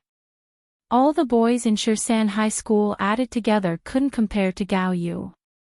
Because he was too aloof and perfect, no girl dared to confess in front of him. No one dared to make a move on this aloof Adonis. Thankfully, now that he graduated, he could finally shout out his thoughts. Under everyone's expectations, under the girl's sparkling gaze, Su Rui just faintly smiled. I already have someone I like. Crack. This was the sound of countless hearts shattering. Ah. The girl who finally mustered up the courage to confess immediately cried. She thought that she was the prettiest girl in Shirsan High School. Why didn't Gao Yu like her? Who was better than her? I don't believe you. Under the influence of alcohol, she couldn't help but take a few steps forward and stare at Su Rui. You can reject me but don't lie to me like this. How did Gao Yu have a girlfriend? No one in Shirsan High School had ever seen him get close to any girl. The only person who hung out with him was Song Yang, and Song Yang had a big mouth. If Gao Yu really had a girlfriend, he would definitely make it known to the whole world. Su Rui curled his lip seeing the girl's disbelieving gaze. Yang, you're called Yang Ning, right? If you don't believe me, I'll take you to see her tomorrow. Okay. Yang Ning immediately agreed to Su Rui's words. She really wanted to see which school's beauty snatched away her sweetheart. I'm going too. Song Yang couldn't help but pat Su Rui's shoulder. Gao Yu, you're good. You hid your wife so well. Do you think I can steal her from you? The next day, Su Rui seriously called Yang Ning. At this time, Yang Ning, who had already sobered up, was regretting her rash actions yesterday. When she received Su Rui's call, she was already embarrassed to death. But thinking that she could see Gao Yu's girlfriend, she clenched her teeth and finally agreed. Yang Ning found her most beautiful dress at home and went to the hairdresser downstairs to get it styled. Only then did she leave confidently. Even if she couldn't make Gao Yu like her, at least she couldn't lose face in front of her love rival. Yang Ning saw Su Rui and Song Yang right away when she arrived at the agreed place. Hi. She waved at the two awkwardly.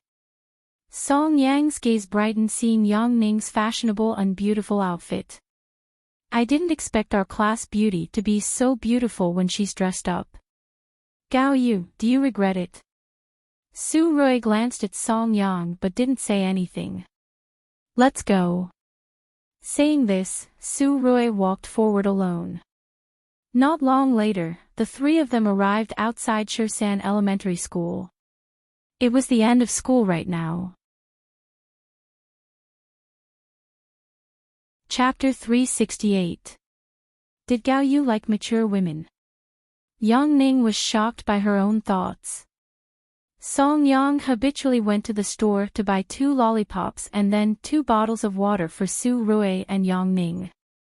While eating the lollipop, he asked Su Rui, Gao Yu, are we going to pick Xiao Wan up from school first?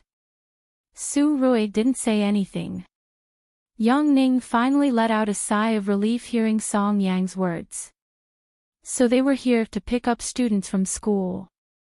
Not long after, along with the tide of people leaving school, Su Wan's figure appeared in the line of sight of the 3 people. Because of good nutrition in the past year, Su Wan had grown a lot taller. Her height was now almost 1.4 meters and her fair little face was chubby with cute baby fat.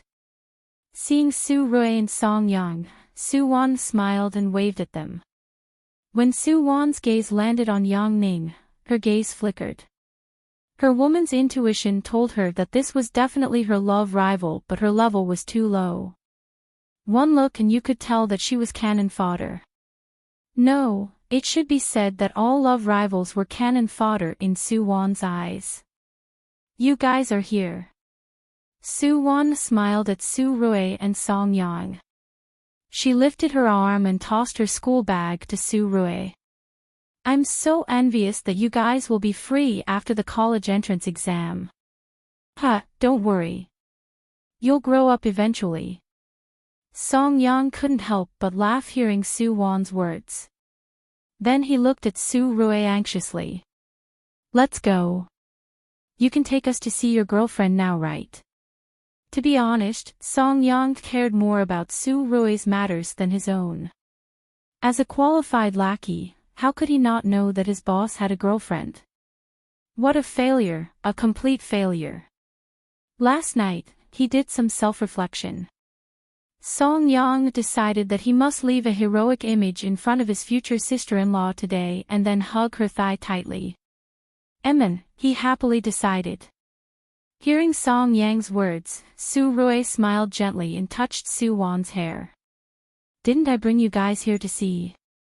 Wife, hurry and greet them. Hi. Su Wan smiled brightly at Song Yang and Yang Ning. I'm Su Wan, Gao Yu's fiancé. Song Yang, it must be the way I ate my lollipop today. Yang Ning, I'm still drunk from yesterday. This is an illusion, definitely an illusion. What happened to the noble and elegant rival in love? What happened to a showdown? Damn it, what's with this cute little Lolita with a bun face? Seeing Song Yang and Yang Ning's shocked expressions, Su Wan shrugged at Su Rui. Su Rui grabbed her hand out of habit. Wife, let's go. Let's go home and let them calm down. Su Wan, are you sure it's okay to calm down for a while? At this moment, who could imagine the shadow in Yang Ning's heart? This was definitely a psychological scar for the rest of his life. The tall, rich, and handsome male god didn't like the school belle, but the little Lolita. Damn, Yang Ning felt that she would never trust men again. Yang Ning couldn't help but tremble and say, Song Yang, Gao Yu, he's joking with us, right? Joking? For a moment, Song Yang thought that Su Rui was joking too. But seeing how close he was to Su Wan, Song Yang recalled everything that happened between them and he immediately understood. So that's what happened. At this moment, the door to a new world opened for Song Yang. He's not lying. Leaving behind these words, Song Yang chased after Su Rui. Gao Yu, wait for me. Wait for me. Su Rui didn't care too much about Yang Ning's matter. After this incident, Song Yang finally found out about Su Rui and Su Wan's relationship. Right now, he also received a brand new skill from General Su. Talking about how to raise a wife. Su Wan was his sister-in-law now, so he shouldn't think about her anymore. Sister-in-law's sister looks innocent and cute. Is she suitable to be his wife? That's right. Song Yang actually wanted Su Qingmei. If Su Rui knew what he was thinking, he would definitely light candles for him. A woman like Su Qingmei definitely wasn't suitable for an idiot like Song Yang. Su Qingmei was 6.5 years old now. She was going to enter primary school in autumn. Ever since the Su family moved, Su Qingmei had been sad. Because she was too young, Luli didn't allow her to go downstairs to play by herself. She hadn't seen Xia Chang'an in a long time. She wondered how brother Chang'an was doing. The only thing that made Su Qingmei happy was that Gao Yu was finally going to university. After he went to university in the capital, he wouldn't appear in front of her often anymore. In the blink of an eye, it was September and the new semester had started. Su Rui and Song Yang both went to the capital university. This semester, Xia Chang'an was in the 6th grade and Su Wan was in the 4th grade. Su Qingmei also became a 1st grade student. Seeing that Xia Chang'an was about to graduate, Su Qingmei naturally made use of all the time she had in school to make her presence known in front of Xia Chang'an. On the other hand, Su Wan had calmed down because of Su Rui's departure. Other than listening to class, she was sleeping. Her grades had always been above average too. Yi Kanhuan was happy to see Su Wan slacking off like this. He had already started buying a house near Su family's residential building. Childhood sweethearts naturally had to grow up together. The pavilion closest to the water gets moonlight first. A year later, Xia Chang'an entered Shirsan High and the Xia family moved near Su Wan's home. Yi Kanhuan found an excuse for Xia Chang'an to tutor Su Qingmei at the Su family. Lu Li and Su Guoyang naturally had no objections to Yi Kanhuan's arrangement. As for Xia Chang'an, he tutored Su Qingmei for 3 years. Right now, Xia Chang'an had grown into an elegant young man. With his grades, he could have chosen a better high school, but he still chose Shirsan High without hesitation. He knew that with Su Wan's grades and family background, Su Wan would definitely get into Shirsan High. Even if they were just schoolmates for a year, Xia Chang'an felt satisfied. Unfortunately, what made Xia Chang'an and everyone else dumbfounded was that Su Wan entered C City's best high school with the highest grades in the city 2 years later. The day Su Wan's grades came out, the entire neighborhood was in an uproar. Su Guoyang especially threw a banquet for Su Wan. Her colleagues from the factory, Shirsan High's teachers, and the principal all came. Lu Li couldn't stop smiling. Right now, she felt like she had a lot of face in the residential building. Being first in the city was such an honor. She was the top scholar in ancient times. The more Lu Li looked at Su Wan, the more she liked her. On the other hand, Su Qingmei hadn't improved at all after Xia Chang'an tutored her for so many years. This made Lu Li really annoyed. Qingmei, learn from your sister. In the future, you can also get first in the city. Every time Su Qingmei heard her mother's words, she would just smile faintly. She was actually curious as to why Su Wan suddenly became so powerful. One had to know that Su Qingmei had been reborn. Even so, she couldn't guarantee that she could answer all the questions correctly during the high school entrance exam. In her past life, Su Qingmei's grades were average. Plus, she spent most of her time in school dating. She didn't put her mind on studying at all. Even if she was reborn, she never thought about studying and using knowledge to change her fate.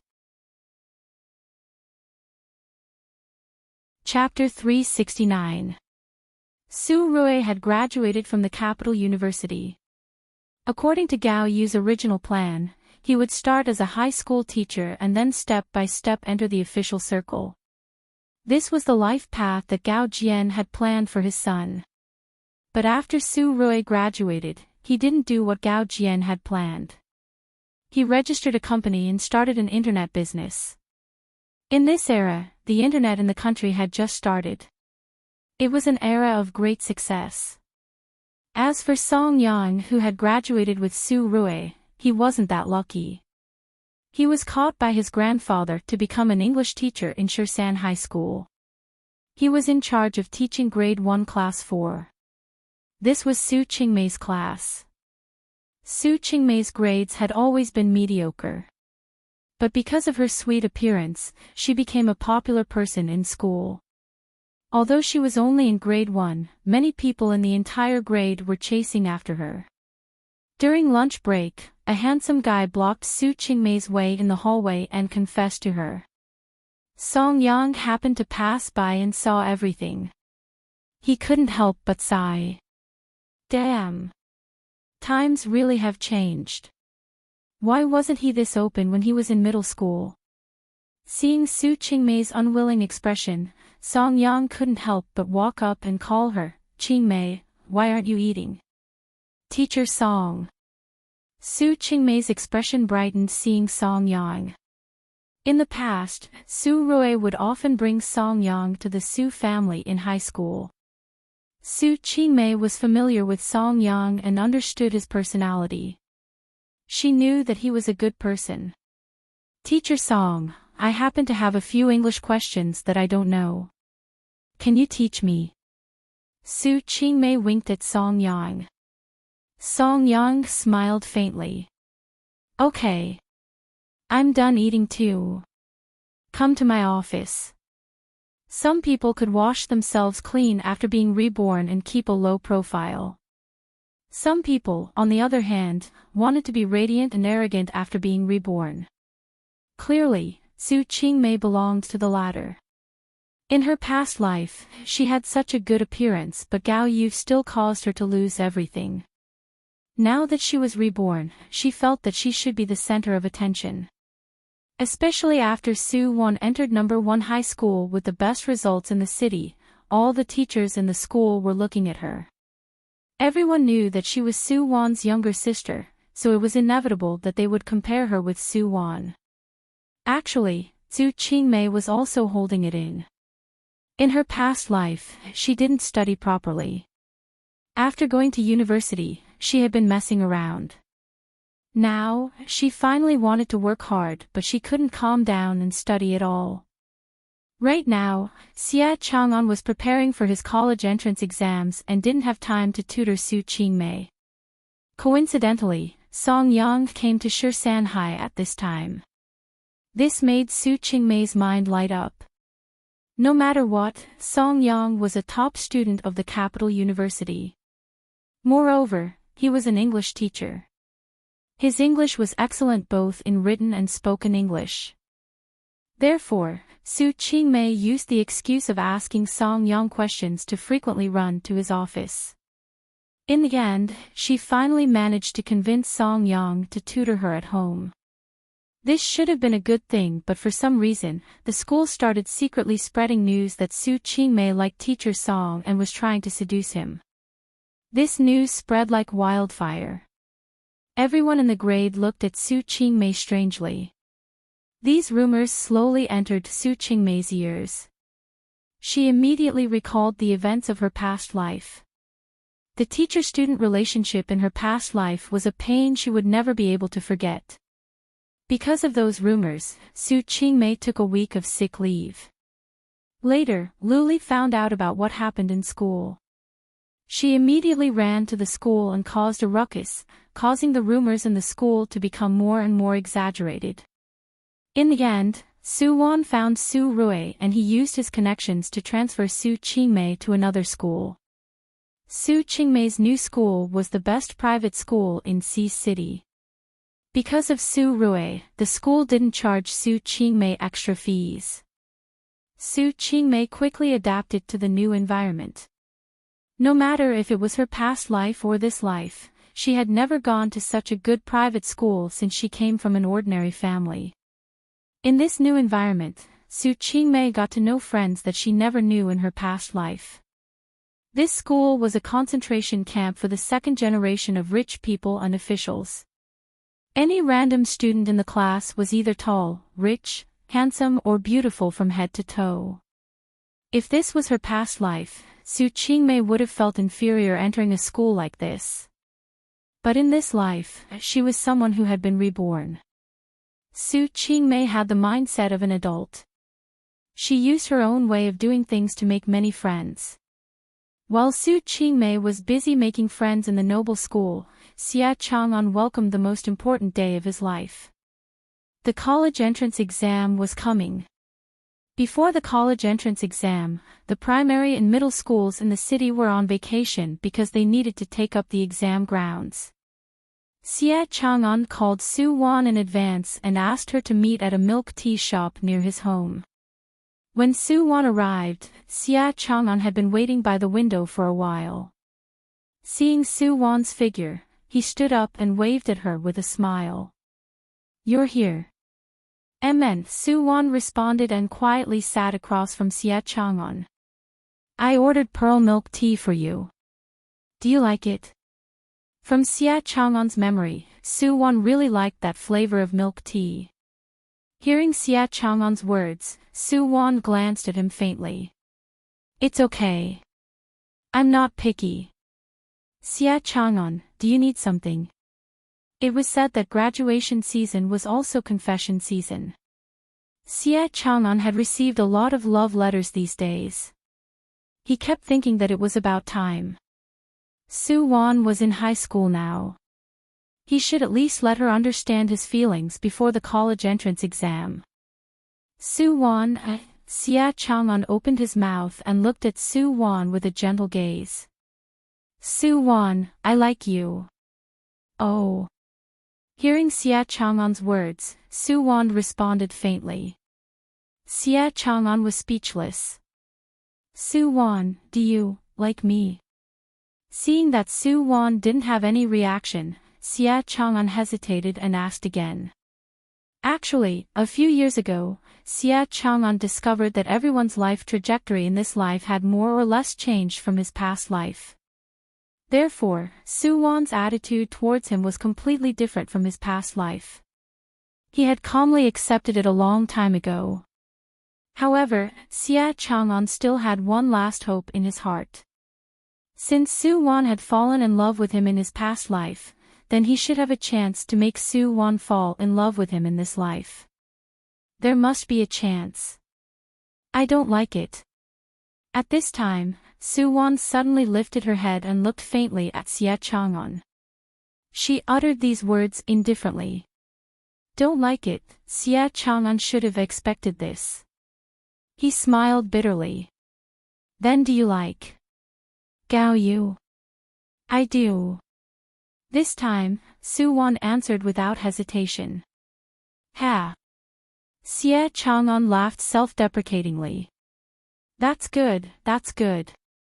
This way, I can apply to a foreign university in peace. Leave this place and go to a place he had never been to before. Start a new and exciting life. God gave him a chance to be reborn. He didn't have to repeat his past life's path, right?